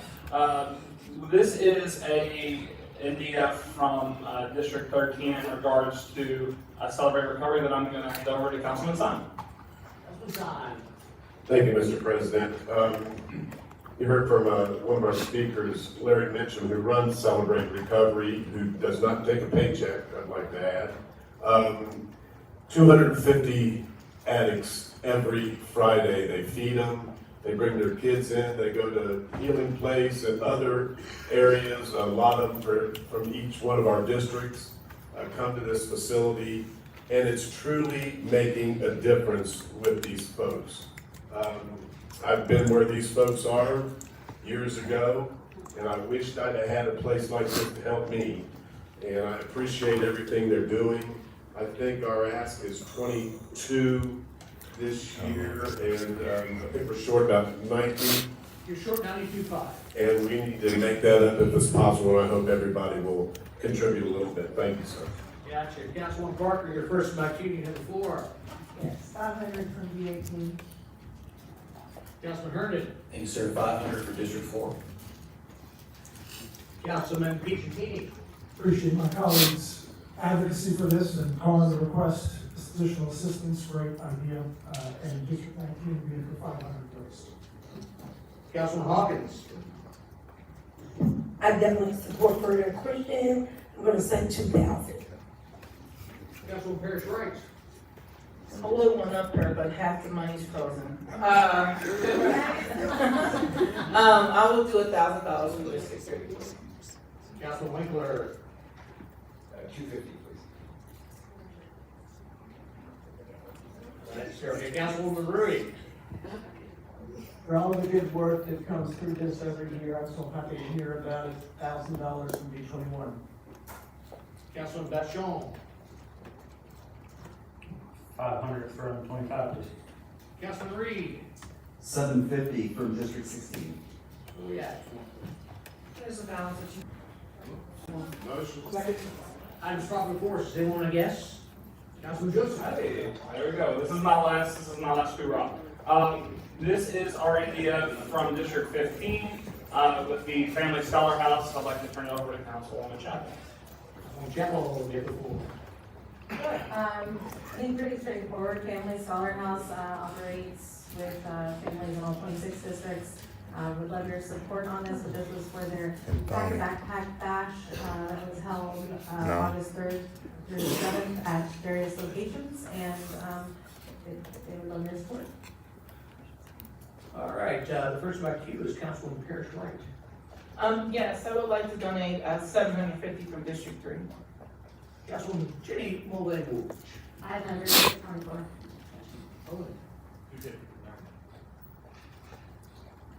I've got no one else in my queue, so I'll go to the look room. Kevin, you're up. 500 for 22. Anyone else? Nothing in the queue, nothing in the look around. We now have the potential amended ordinance before us. Is there a motion? Motion. Second. That's probably before us. All those in favor of the amended ordinance, say aye. Aye. In opposition? In opposition, now we have the amended ordinance before us. Back clerk, open the roll. What's that? This will be a voice vote? Yes. Okay, we'll do a voice vote. All in favor, say aye. Aye. In opposition? In opposition? It passes. Madam Clerk, a reading of item number 58, please. An ordinance imposing a temporary moratorium on rezoning conditional use permits and plan certain category 2B and 3 development plan applications related to telecommunications, hotel, and data centers pending a review and recommended changes by the planning commission as submitted and for. Motion. Second. Item number 4 is Councilman Owen. This came out of your committee, you have the floor, sir. Thank you, President Ackerson. Gosh, I'm so far away from the microphone. So a couple of things here. This is Councilwoman Chapel's ordinance. I'll turn it over to her in just a minute. I do want to remind people that since the Campground Road proposal came across our desks, that was about, I don't know, 11 months ago or so. No, it was longer ago than that. We had, the first time we had a moratorium proposed was in September. And we've had what has proven to be a very effective administrative moratorium in place. I promise you it wasn't because there was no interest. There were a lot of people sniffing around, but for the last 11 months, we've had not a single data center application move forward. That was the point of the administrative moratorium, and it has worked. So so that's 11 for the past 11 months. If we move the ordinance that's before us forward as written, that will be another 6 months. So we will be 17 months of moratorium into this very important public policy debate. And so all I would remind you is that this has been and will continue to be a very public and deliberate process. We've had 12 public meetings that have been hosted by the planning staff. We've had multiple recommendations come out of the planning staff, and each time it has moved, I think, further restrictive of data centers, in part from what we're hearing back from the community. And so the process is working well. So with all of that said, I also want to remind people that we did take a vote on this at the Planning and Zoning Committee, and it passed 7-1. And the last thing I'll say is there was one kind of a loophole that the planning staff brought to the attention of the county attorney's office, where the planning staff was reminded of it because of the most recent data center that was proposed in the last week. And that data center would have gotten caught up in this moratorium, but they saw that there was a potential loophole that another potential proposal wouldn't get caught up in the moratorium. And so they brought that amendment to our attention, and Councilwoman Chapel can speak to both the original and to that amendment. That's what we said. Councilwoman Chapel. Oh, excuse me, President, I'd like to make an amendment, please. Hold on, we're gonna let Councilwoman Chapel, the sponsor of this, and you're gonna be next in my queue, because you're next in the queue, okay? Sure, just to be clear, you have not made any amendments currently, okay? All right, thank you. I believe my eye has stopped twitching from every time you said administrative moratorium. It's taken a minute to get this out of committee, and I'm going to focus my energy on the gratitude for that. But instead of voicing my disappointment on why it took us so long to get here, I'm not going to make assumptions on the recent motivations or why this moratorium passed out of committee, and I'm just going to be glad that it now sits before our full council. I want to remind this body that this is the start in a long process of fights against hyperscale data centers and exposing our community to those hyperscale data centers is a fight that Louisville's residents clearly and resoundingly back. I won't spend a lot of time speaking tonight on the importance of this moratorium or the importance of protecting our neighbors, neighborhoods, and our natural world. With over 4,000 public comments and hours of meetings to watch through the Planning Commission, there's plenty of public sentiment to be absorbed. Now, I believe that we are going to make a couple of amendments, and I will go ahead and make an amendment that we add to section 2, an amendment that does close a loophole, and I'm going to ask County Attorney Laura Ferguson to explain it better than I could.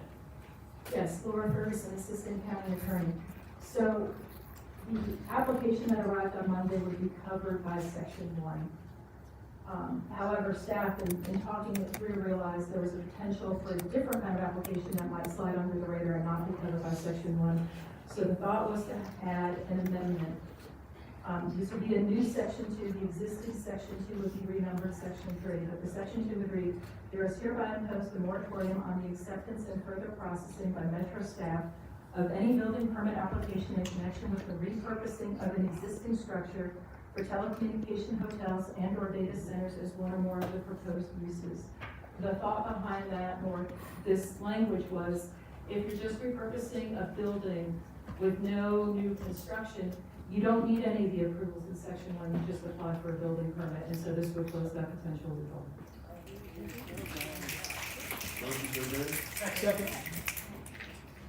All right, we have the amendment before us. I've got a number of people in my queue. However, what we're now going to do is we're going to speak to the amendment versus what's in the queue. So at this point, we're going to go to the hand wave. Council Winkler, you're first in my hand wave to speak to the proposed amendment. Thank you. First, I'd just like to note, this is just a technical cleanup amendment. If you look in section 1, after it says category 2B and 3 development plans for both hotels, there's a typo, there's 1 hotels. I think the 1's not supposed to be there, so we just try to clean that up. It's just a technical change.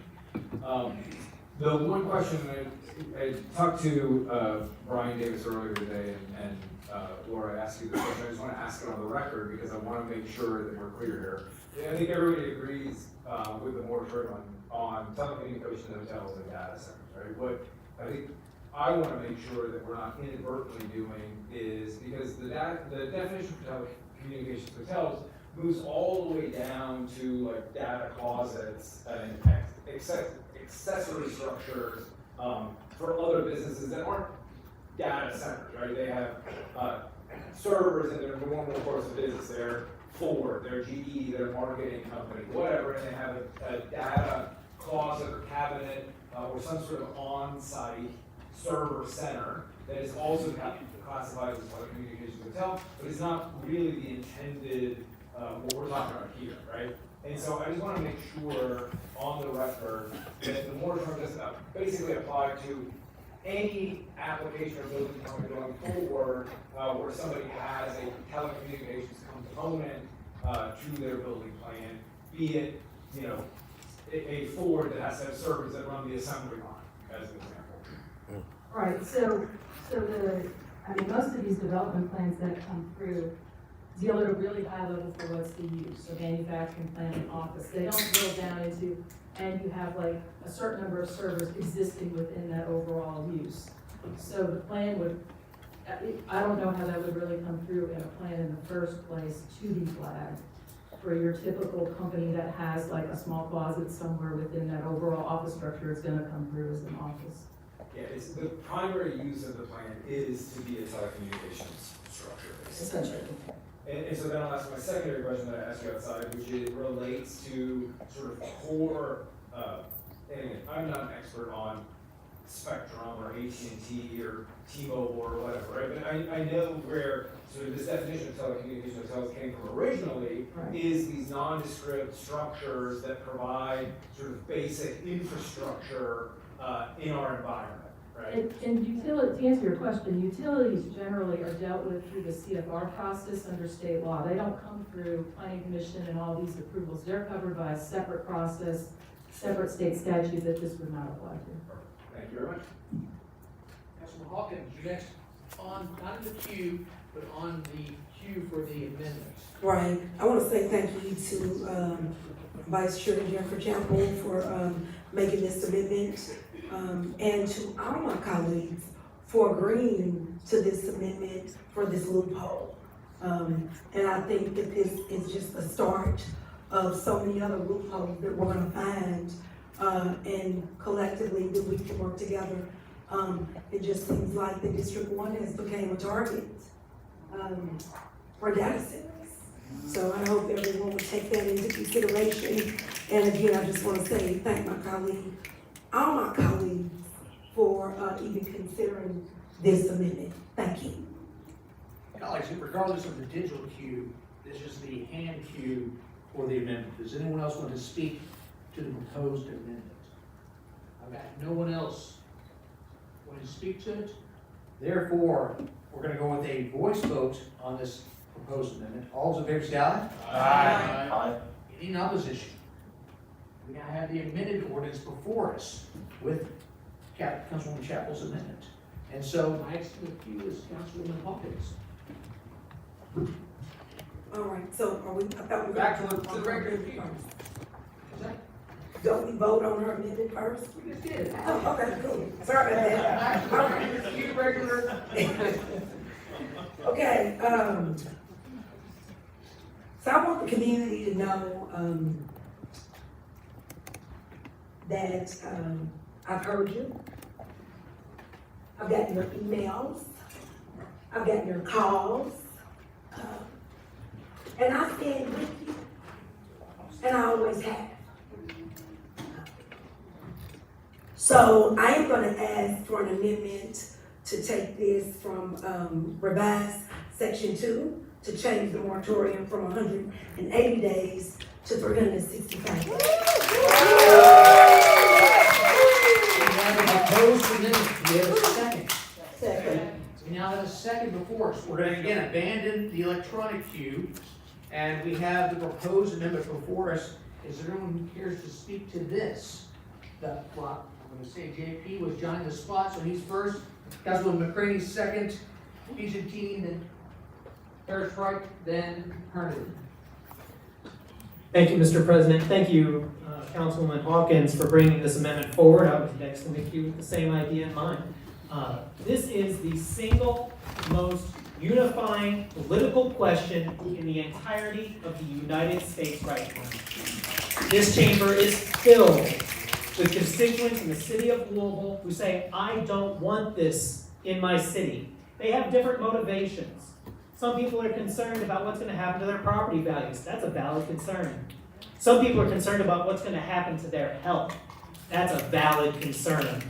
Some people are concerned about what's going to happen to our environment and our energy use. Those are valid concerns. Here's another valid concern.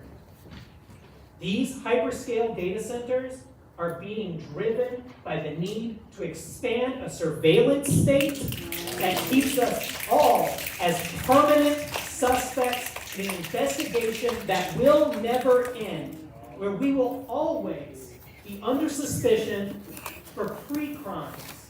There was an article that came out just this week of a man in Wisconsin who traveled to Michigan, a legal cannabis state, who was tracked in his motions through flock cameras. And so as soon as he crossed that state line back into Wisconsin, they arrested him. They were already tracking him before he bought the cannabis in Michigan. He was already a suspect of a crime he had not yet committed. This is an incredible erosion of civil liberties, and these data centers make that possible. These are all valid concerns. Our community is concerned. They do not belong in Jefferson County. I will support this and whatever stricter moratorium this body will pass. Thank you.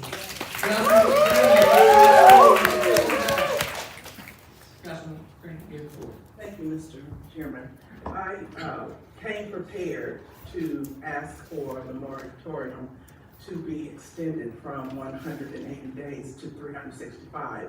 I posed this question in our earlier meeting. No one seemed to have wanted to support it, so I am going to speak on it in hopes that you do absolutely support this, and I appreciate the amendment coming forward. We need adequate time, not simply to pause development, but to learn, to listen, to investigate, and legislate responsibly. Council members and the broader community need a fuller understanding of the benefits, the potential consequences of data centers, and we need to understand the impact on our environment, energy and water resources, infrastructure, neighborhoods, and the financial burden that could ultimately fall on our Louisville residents. The data center previously approved for Campground Road was unfortunately handled with far too little transparency and without Metro Council approval. Whatever one's position is on data centers, consequential developments of this magnitude should not move forward without openness, public awareness, and the oversight that the Metro Council can bring. Although I recognize that the Campground Road project may not be legally bound by these regulations adopted after its approval, I am hopeful that its owner will act responsibly and remain considerate of the residents who will be most directly affected. I'm also calling on the mayor's office and the data center owner to closely monitor every phase of this development and wherever possible, ensure that the project is built and operated as closely as possible to the stronger standards we ultimately, hopefully, adopt. Going forward, I am also calling on the mayor to notify and engage at a minimum the Metro Council member whose district would be affected by a proposed data center before the project reaches the planning commission. Council members should not learn about a project of this magnitude after critical decisions have been made. I remain deeply concerned about the potential environmental, infrastructure, utility, and financial impacts of a large data scale center. Louisville should embrace technological advancement and economic development. I support that, but not at the expense of transparency or the expense of Louisville residents. Until we have thorough studies given to us, and until we have thoroughly studied these issues, and we have strengthened our regulations or established meaningful safeguards, I will be a hard no on any additional data centers that come before Metro Council.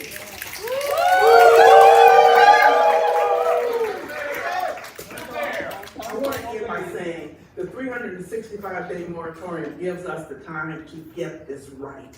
I hope my colleagues are listening and understand the importance of that time that we need. And moving too slowly, we can address that. But moving too fast could cause irreparable damage, and I'm not willing to do that to the residents of Louisville. 365-day moratorium will be what we need to come together to talk about it and get this right again. So I thank you. I hope you consider this, and I hope it passes. Councilman BPT, next night two. Thank you to the floor. Thank you, Mr. President. I want to thank the many members of the public who have engaged in good faith in this process. The process is quite critical to get public input. The planning commission by themselves can't figure this all out. The planning department can't figure it all out. We gain great knowledge and great collaboration by going through the public process, which the city has been going through. And for those that approach that in a good faith effort to try to address the very serious concerns that many in the public have about this, I applaud. Environmental concerns, applaud. Air quality, water quality, applaud. Increasing energy costs, applaud. All good ideas, all of them captured in the latest updates, which I'm anxious to see the final proposals to come before us so we can debate them again in an open public forum as the administration has already done. What I'm not going to do is negotiate with a Marxist mob.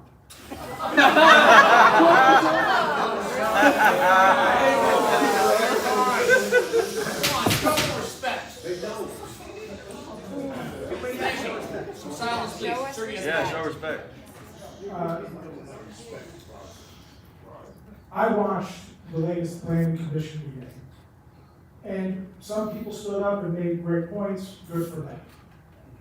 But some of them used the language of class warfare, of Marxism, of anti-business, of anti-Semitism, and ultimately it ended with a group of people standing up and throwing streamers at the planning commission. Make no mistake about what that means. That is not for celebrating the 4th of July or congratulations, Planning Commission, and thank you for your service. That is a warning that they could be throwing something else. This is classic. There's no reason to laugh. You disagree. Give the man his time. This is classic mob mentality that is right out of the Marxist textbook, and I reject it wholeheartedly. If you want, I applaud my colleague who freely admitted his goal is not a 12-month moratorium. His goal is to completely ban data centers here in this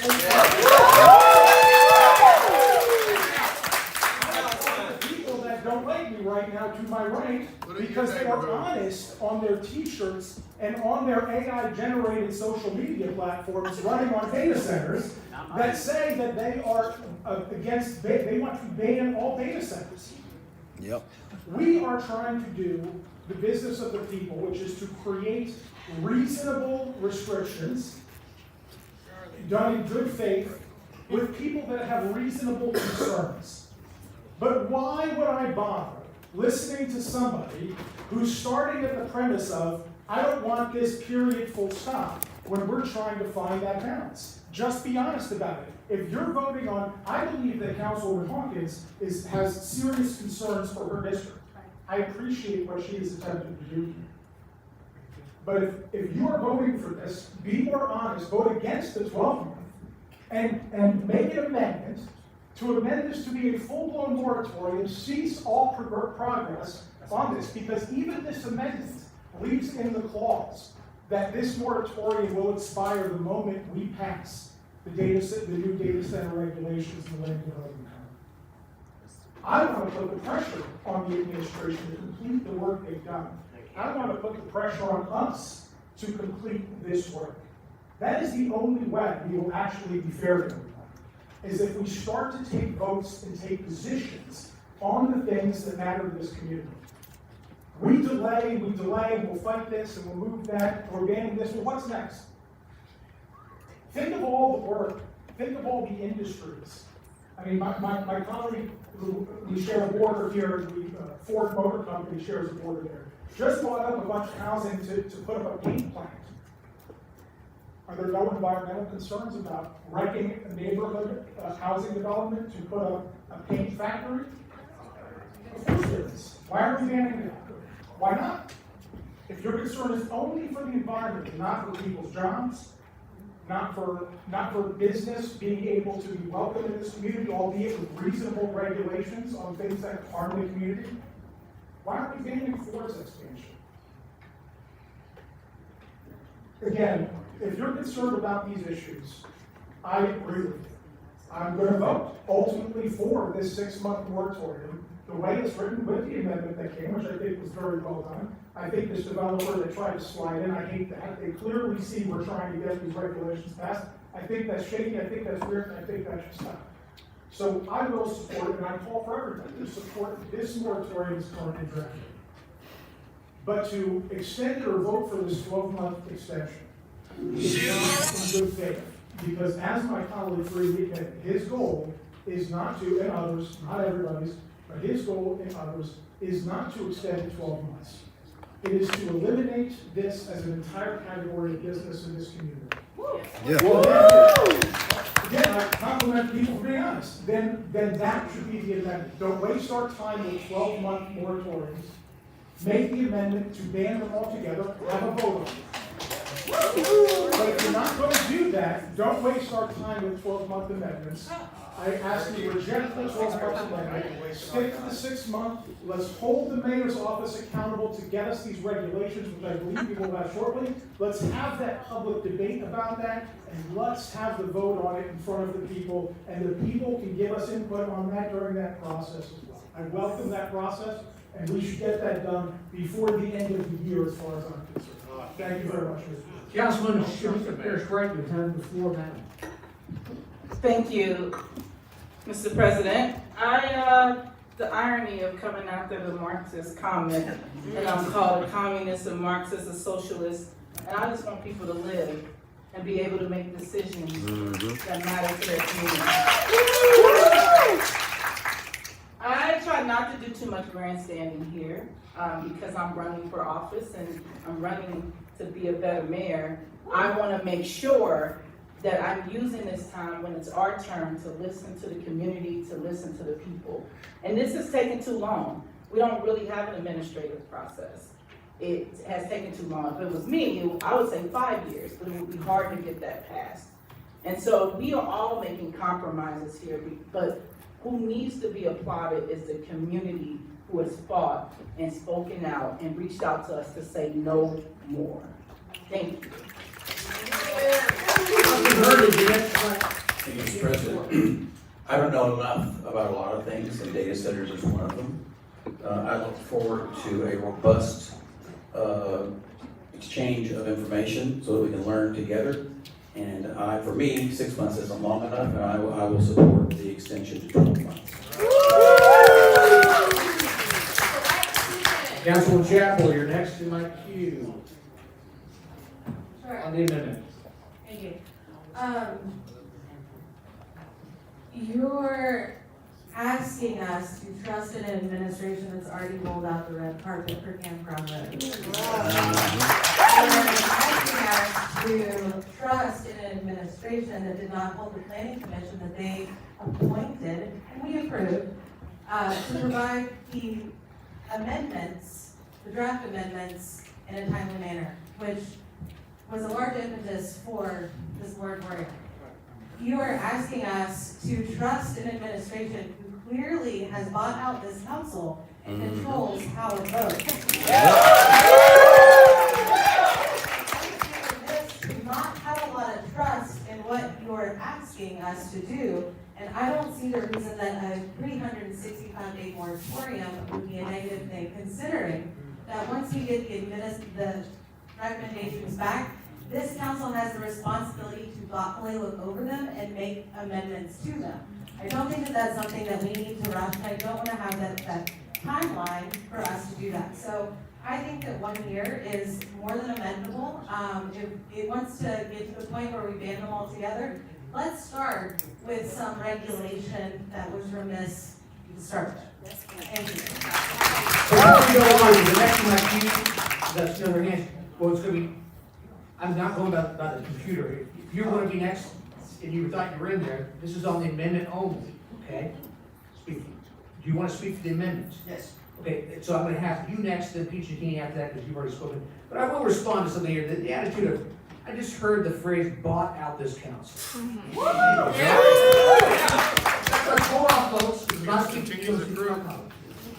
The end result is this: if you think that someone on this council has been bought out, I would say produce the evidence of such. And if you have evidence of such, if you've not filed an ethics complaint yet, then an ethics complaint should be brought against you for not proving something that is wrong. I find it offensive that you would imply that your colleagues have somehow been bought off. I find that very offensive. No, I'm not gonna call, and you get back in my queue after the rest of them, then you can talk. Councilman Reed, you're next to the queue. Yeah, I'm just kind of wondering, brought up. Show me that been bought out. Like sounds like the President Atkinson said, prove it. I have a question for the county attorney. At the end of 6 months, can we then extend this ordinance another 6 months? Absolutely. The language is currently written is that the ordinance shall take effect upon its passage and approval or otherwise becoming law, and shall remain in effect for a period of 180 calendar days after its effective date unless repealed, extended, or this council takes final action on proposed changes to the land development code regarding data centers. Thank you.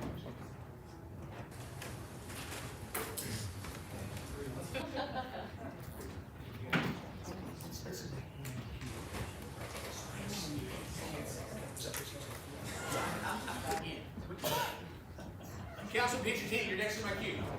Here's where we're gonna go. Peach and T, it's gonna be Hawkins, Shanklin, Rui, and then we're gonna come back. What's that? You were before them. And fine, you can have them. Then it'll be Peach and T, Hawkins, Shanklin, Rui, and then we're gonna come back to Councilman Chapman. You may be in this queue, but as I told you, this queue right here is for the general legislation. Right now, we're on the specific amendments. And so you gotta get my attention because I don't have multiple queues here, I have one queue. So the moment we move for amendments, I have to look around and in my head, keep track of where everybody's at. You want in on the amendments? Okay, well then you're in the queue for the regular. Winkler. Thank you.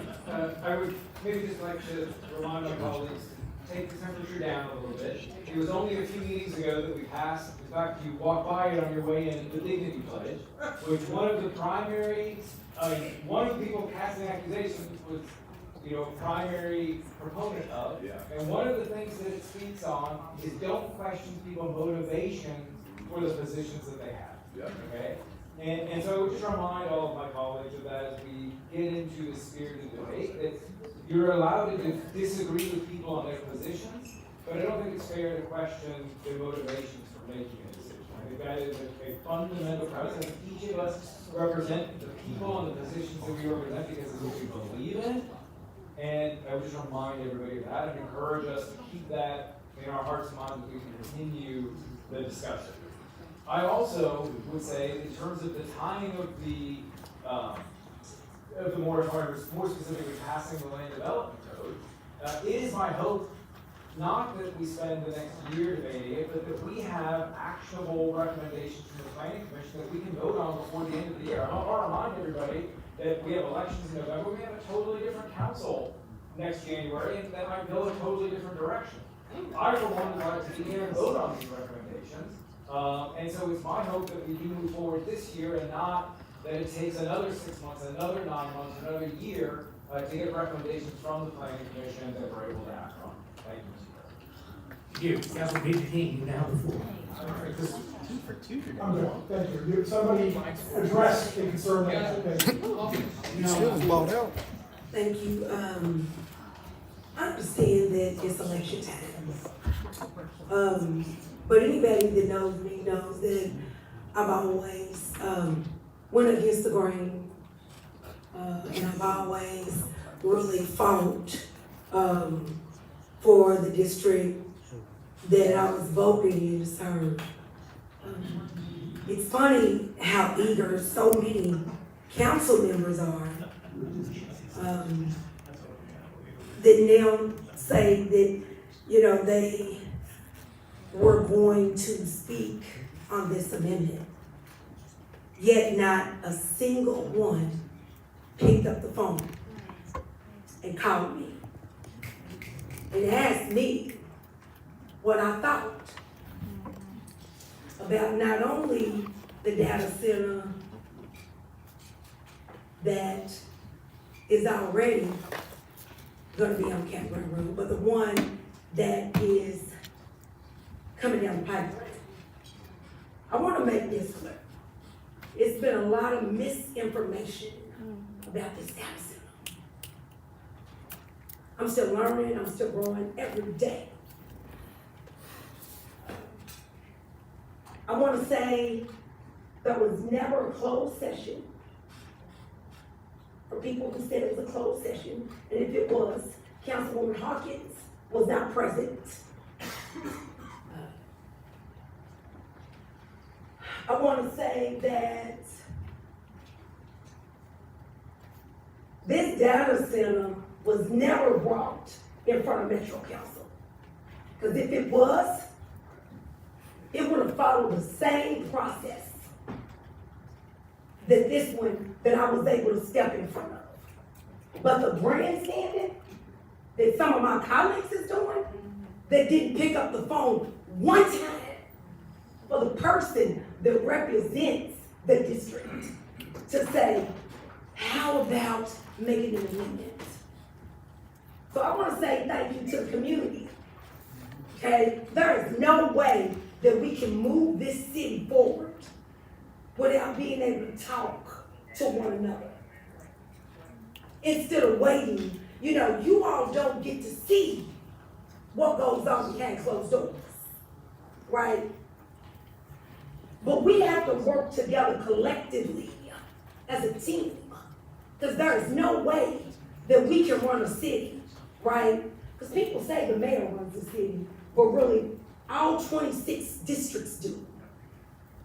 We hold the keys to the city. And if we can't work together as colleagues, if we can't talk and pick up the phone, how dare us grandstand for the public? Because it's not a show, it's serious. You know, and if we don't get serious, how can we ever lead a city? The grandstanding, I wake up every day me. I'm not bought. Ain't nobody telling me how to vote, but the people that I serve. So the grandstanding, you know, all the naysayers, all the misinformation, everybody, I think, has the same level of understanding on how their constituents would feel if a data center came to their district. I'm gonna tell everybody, don't wait until it get in your district. The phone calls, the emails, people knocking on my door. Now this is serious. This is affecting the community, the city. And we can't even pick up the phone between one another and talk about it. But we can get we can get everybody to show up, but we can't even talk to each other. Nobody called me Councilwoman Shockley. And Andrew Owens, the ones that, everybody want to say, he's bothered. But he picked up the phone and said, how you feel? How your constituents feel? That matters to me. Metro Council is about building relationships. You'll never get nothing done. So I want to say, let's start here, guys. Let's start working together collectively before we, use this platform just to grandstand for the people to serve. Because that doesn't get anything done. So I want to say thank you to all my colleagues that did call me. And I just want to clear that up. Hopefully, we can get this amendment. Those that support me, I appreciate it. And those that don't, it is what it is. It doesn't, it's going to affect the city. So, thank you. Councilman Shanklin, you're next to my queue, you have the floor, madam. I'm almost afraid to say anything. I just want to say that we all get one vote. Everybody gets one vote. And so we have to respect that to everybody. And we shouldn't be doing any name calling or anything because you had a right. I earned the opportunity. I ran, I don't know how many times, to get that opportunity to look out for my district. And I get that one vote. I don't appreciate being called out or being called names or whatever. So with my one vote, I had decided long before now that I think that we need a little bit longer time to look into this. And so I will be voting for 12 months. Thank you. Thank you. Councilman Rudy, you're next to my queue, you have the floor. Councilman Chapman, you'll be next. Thank you very much. Initially, I thought I was not going to support a 12-month moratorium, but as I've thought about this, I think the year and a half that we're going to have as it stands now is enough time to develop, to consider regs and making something very thoughtful. But as I consider the idea of extending it, I realized that we did not get any support from our state legislature. It was never fully heard and voted on. But if we extend it to 12 months, we will have time for the state legislature to come through, as they're feeling the same pressure we are, to bring regulations into effect and some constraints on the data center industry that way also. So I will be in support of this extended moratorium with the promise that I will work with my state legislatures to see if we can get support from them as well for everyone across the state. Thank you. Councilman Chapman, you're next to the queue, you have the floor. I violated the dignity pledge. I also lodged a baseless claim. I also assumed that the public wasn't more knowledgeable than they are. I should have known that they probably know that they can also go to the Kentucky Registration of Finance, Election Finance, and find this information on their own. For all of that. I already did. Go back in the queue. Anyone else in the queue, raise the hand on this amended potential amendment? Councilman Barker, do you want to get in on this amendment? We're gonna talk about the whole thing. Yes. Yes, we're gonna, if no one else is in the queue with a hand raised on the proposed amendment, we now have the amendment before us that will take this from 6 months to 1 year, okay? And normally this would be a voice vote, however, I believe it'll be a close call, and I don't want to be the first to make that close call, so the easiest that Councilwoman Purvis. I don't want to speak on this amendment, but something I want to ask is in regards to this amendment. Well, if you want to ask something in regards to the amendment, then you're speaking to the amendment, and as such, ask away, madam. I'd like to ask the county attorney's office, can I amend this amendment on the floor, or do I have to do a new amendment? Amendment to amendment. Why don't you let this, see if this one passes, and then from there you can offer a different amendment. Keep it a little cleaner. Better practice is to take a vote on this amendment, and then you can make another amendment. Okay, we have to do it. It's nice and clean, okay? Anyone else have a comment? Councilman Barker, now you want to take it. Okay, I just wanted to recap. The administration already had 11 months moratorium. Okay, and then we just heard from the county attorney, if we pass the 6-month moratorium, we can always come back and do another 6 months if we need it. If we don't get the information and the data, no pun intended, that we need. So I just want to remind everybody that we can still do 6 months, and if we need to, we can do another 6 months. Look. They showing their cards. Anyone else looking for hands raised on the proposed amendment taken from 6 months to 12 months? I'm not seeing one. So at this point, what we're going to do is we're going to open it up for a roll call vote. A yes vote takes this moratorium from 6 months to 12 months. A no vote keeps it at the 6-month moratorium. Madam Clerk, open the roll. Councilmember Kramer? No.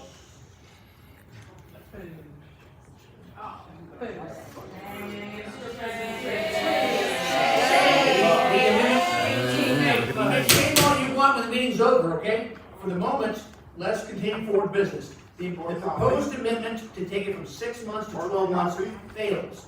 We now have the present amended ordinance before us, which would include Councilman Chappell's amendment, closing the loopholes that she talked about, okay? So I'm going to go back to my queue now on that. Proposed ordinance with Councilman Chappell's amendment moving forward.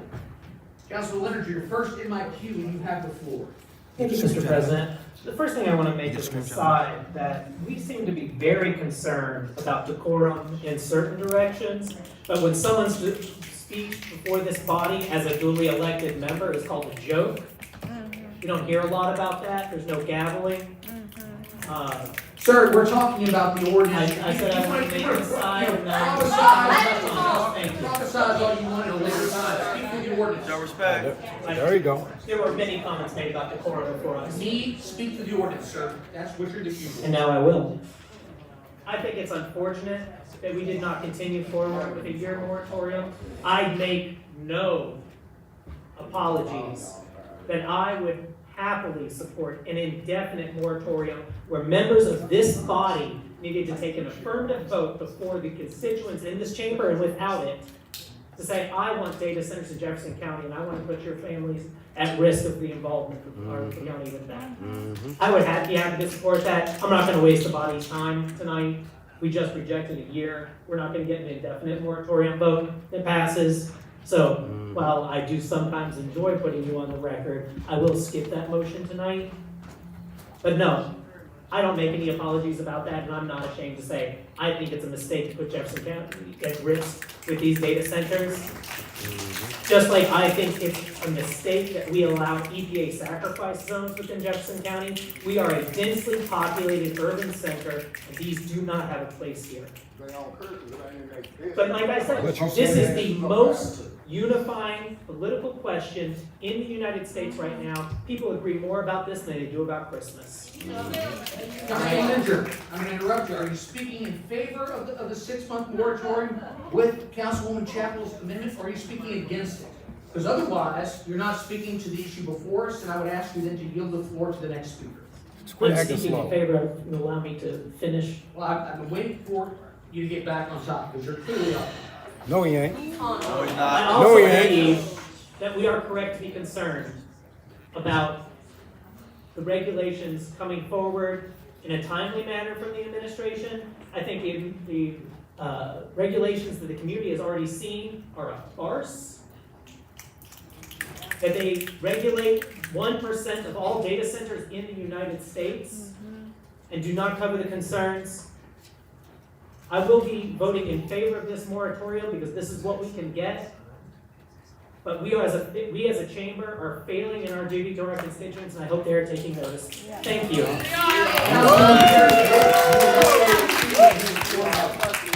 Thank you, Mr. President. I first want to say that my family, myself, has been a victim of the environmental injustices in the West End. I was a longtime District 1 resident and saw what it did to my heart, to the breeding conditions of my newborns and more.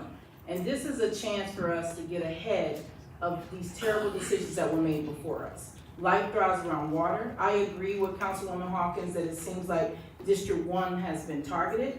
But I also know that it's important that we speak out and we do what we need to do for our community while it's our turn.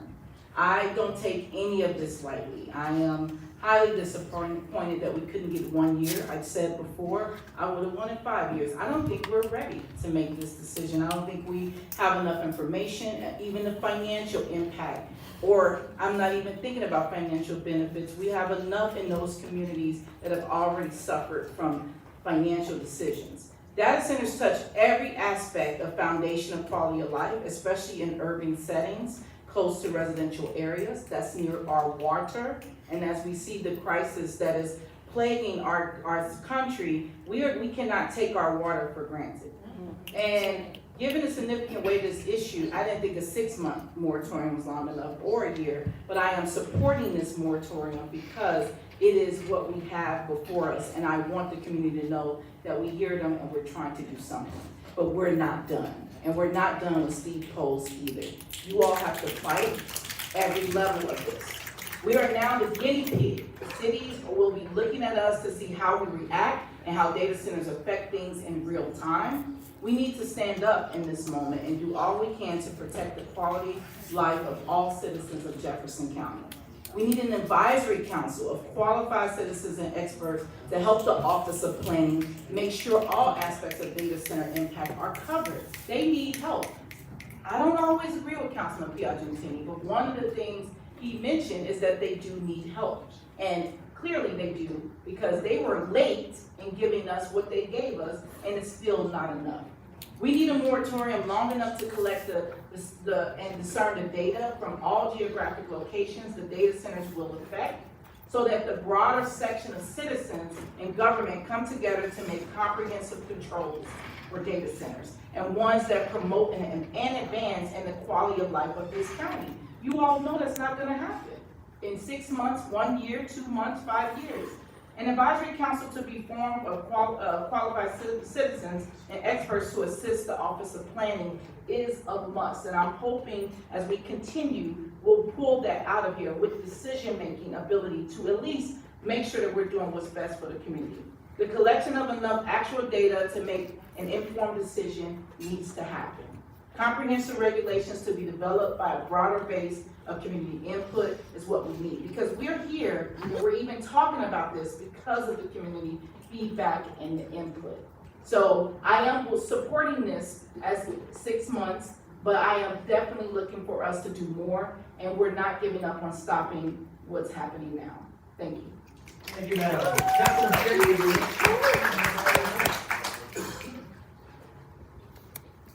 I really didn't want to speak again, but I will be supporting the 6 months. I would have loved to have it a lot longer, give them more opportunities to work on it, because it may be in District 1 right now, but it won't be long before it'll be in District 2. And I know that. So, that's all I have to say.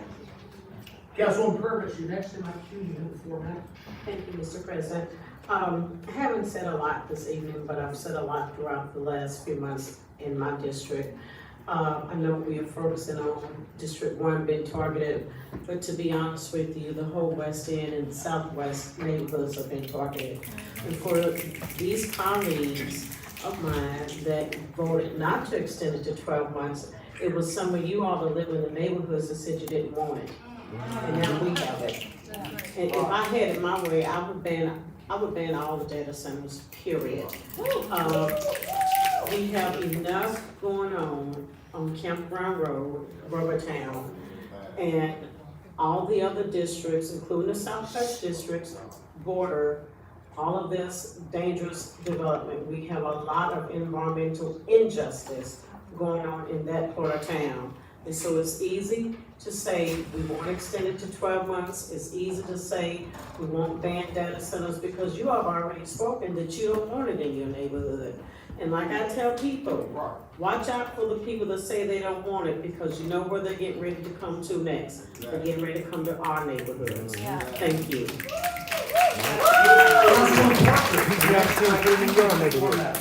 Yes, thank you. I will say, you can ask my colleagues, that at first I was concerned, several concerns about the data centers. One, AI on the bad side of it kind of concerns me because I feel like there's a Orwellian component to it. I mean, the environmental side though, the rates that we got, LG cannot raise our rates. We also heard from the water company that we have a huge water supply. We have the Ohio River, and we have some of the cleanest, most purest water in the country. We have also heard that the energy usage will be that. I think Councilman Hudson brought this to our attention, the size of the new neighborhood. Put it in your neighborhood. Put it in yours. Hold on, folks. Yeah, quiet, please. Holding our data, if every city and area in the United States banned data centers, what would we do? It's things we've been doing for the last few years, without them. China, you really Hey! Quiet, please.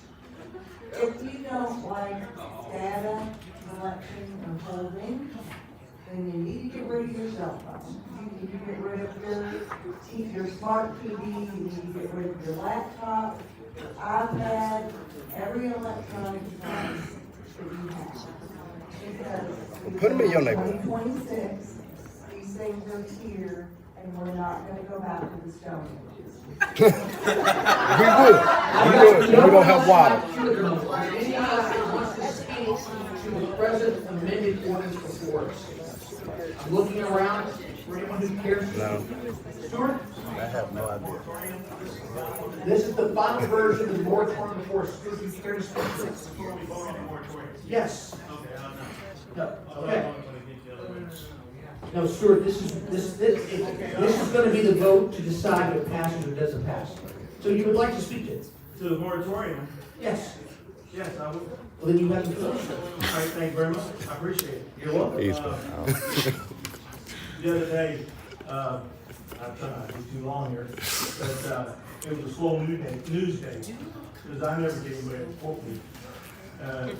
We voted 7-1 on moratorium.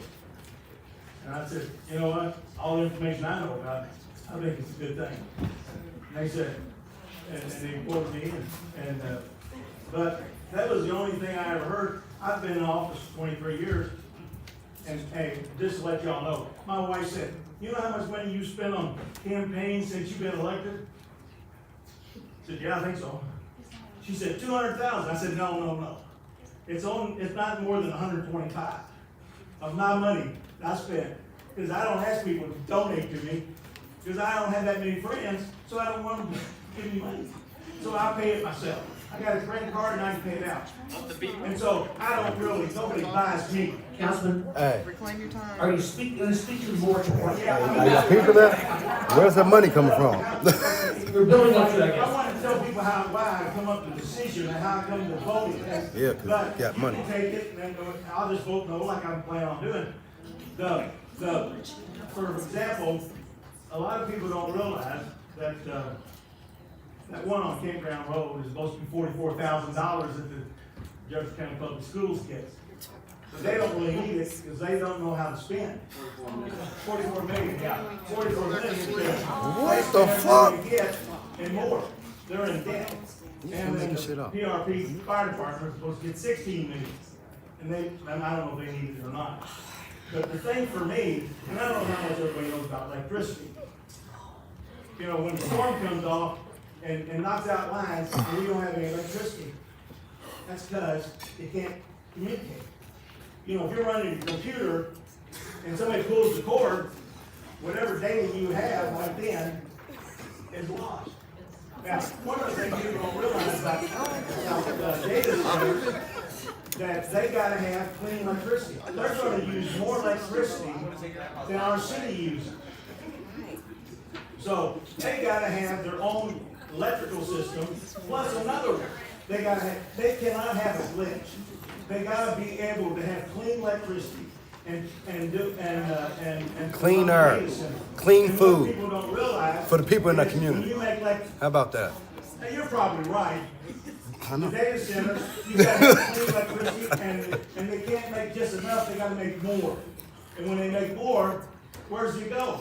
And if they're hooked to our grid, it goes into our grid, and we get cheap electricity. So LG don't want it, because. Okay. Everybody knows that. And so, I think if we could vote, if we could have voted and stopped it for a year, I think we might have already done it with the 6 months. They won't come. You know, when you spend $1 billion or $2 billion on a data center, and they don't usually even know how to make money, and they find out nobody wants them, they know they're gonna give taxes to the people, and they're gonna be able to have, be in our grid, that we can have more electricity when we have a problem. Educate yourself. Hey, let's show a little respect to the man, okay? He's stupid! He's earned the right to speak in this chamber. You have not. They're not probably anybody. We pay you, motherfuckers. There we go. How about, what was that again? You heard him. We pay you. You work for us. And there's 10 speakers if it's time to speak. You work for us. That's where you're right. You work for us. We pay you. And again, The money that's in your bank account came from us. The money that's in your bank account came from us. You're up for one more time, you're out of here, mister.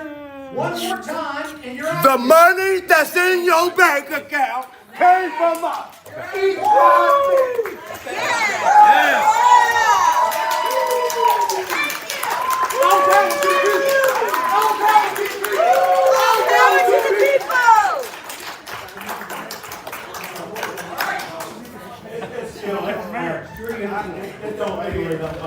I really like people to give me information. You know, in the last 23 years, I've knocked on over 40,000 houses, and nobody knows the neighborhood like the people in the neighborhood, and I like it. I like people to tell me what they're thinking. And me,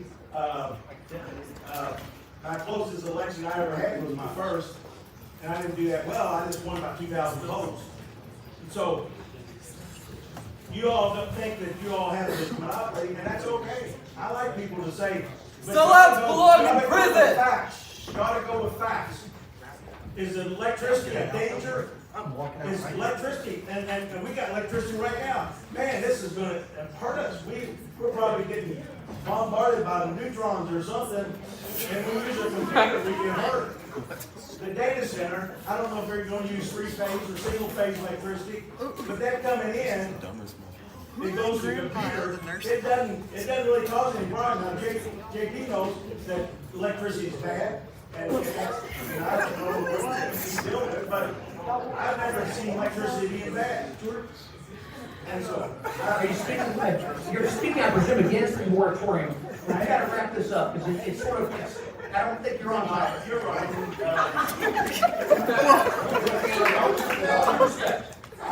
You know, ever since I've been in office, one of the things we've learned to do is crisis management. What we do, we don't wait, we wait till there's a traffic situation, nobody can go anywhere, or somebody gets killed, then we'll fix the road, and somebody will hold their chest down and say, look what I did. And I think, why don't we fix it first? Stuart, I'm gonna stop you at this one. I apologize. You're done with the topic.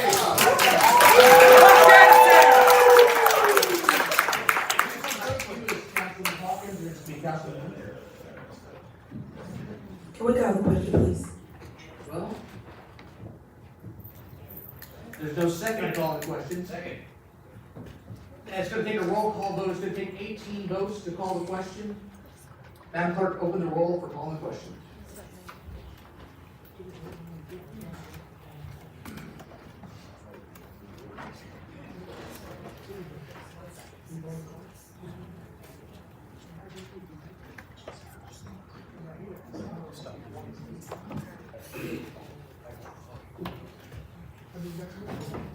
Huh?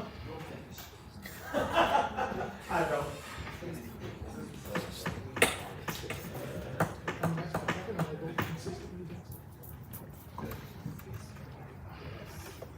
Councilmember Kramer? No. Call the question failed.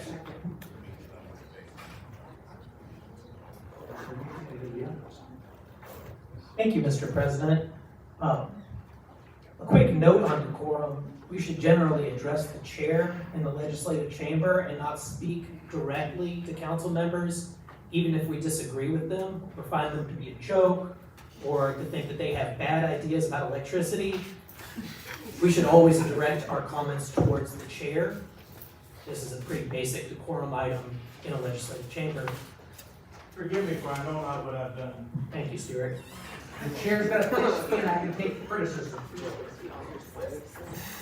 I do want to make it clear on the record, there will not be an excess electrical capacity at a hyperscale data center. Instead, when they have concerns about the power going off, yes, they will continue to run, and it will be by diesel generator in these neighborhoods. An unbelievable amount of diesel fuel consumed and pumped into your environment is going to be the result anytime that there's a power outage. And as we know, LG&E doesn't keep the power on. We should maybe think about what we're going to do to change that. Thank you. That's all I wanted to add to the record.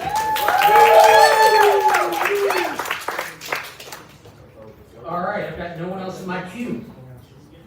So now we have the final amended version, which was the original with Councilwoman Chapel's amendment to close the loopholes before us. At this point, we're going to go for a roll call vote. Madam Clerk, open the roll. Councilmember Kramer? Yes. I'm sorry, I didn't understand what you said. Yes. Mr. President, you have 24 yes votes and 1 no vote. The ordinance is adopted. The next item of business is new business. If you leave the chambers, please do so quietly so the clerk may read the new business into the record. Those council members wishing to speak. Liar, mayor for hire, liar, liar, mayor for hire, liar, liar, mayor for hire, liar, liar, mayor for hire, liar, liar, mayor for hire, liar, liar, mayor for hire, liar, liar, mayor for hire, liar, liar, mayor for hire, liar,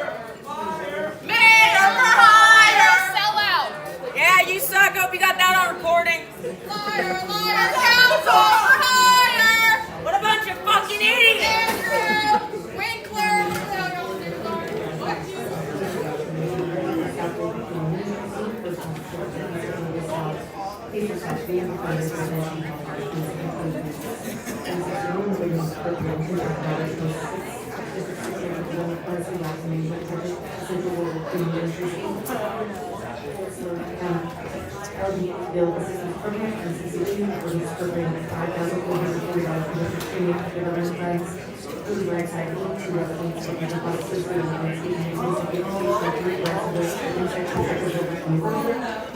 Item 63, ordinance appropriating $6,580 for district 15 for development funds. Food rights ID, to represent the associated with landscaping maintenance, beautification 5 and district 15. And this is the report of the appropriating $2,000 in development funds and showing damage to the Southwest Community Festival and Trade associated with the Southwest Community Festival and Transportation in the States. Item 65, appropriating $7,022 from District 23 individual funds through the Association Inc. associated with the High Youth Fall Festival and Parade on October 10th, the High Youth Fall Fest on October 4th, 2026, and website maintenance. Item 66, in the ordinance appropriating $9,000 from the original $1,000, $3,000 from District 13, and $1,500 each from Districts 14, 19, 20, 24, for the Office of Manager and Budget to the Louisville Metro Council for these badges and dates of detailed August 15th, 2026.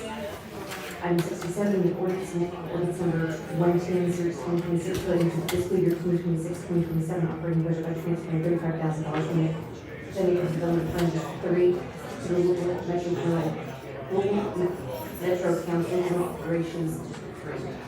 Item 68, ordinance number 163, series 2022, and ordinance number series 2026 related to fiscal year 2026-2027 capital budget by transferring $63,336 from the unallocated bipartisan infrastructure law grants project to the services for the city extending stabilization project.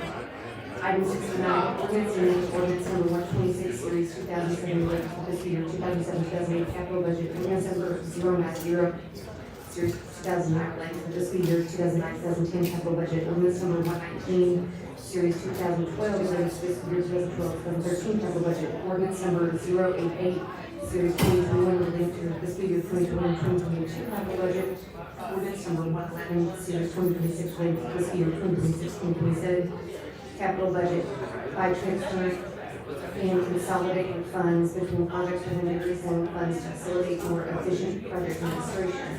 Item 70, this ordinance amending ordinance number 084, series 2022 relating to fiscal year 2022-2023 capital budget. Ordinance number 92, series 2022. Why is everybody like? Why Hey is y'all, I'm everybody Attica Scott, former Kentucky State Representative, and you're joining me today on State Watch Nights.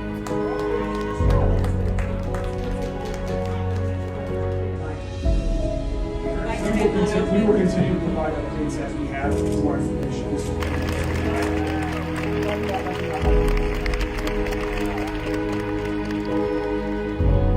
Kentucky State Representative, and you're joining me today on State Watch Nights.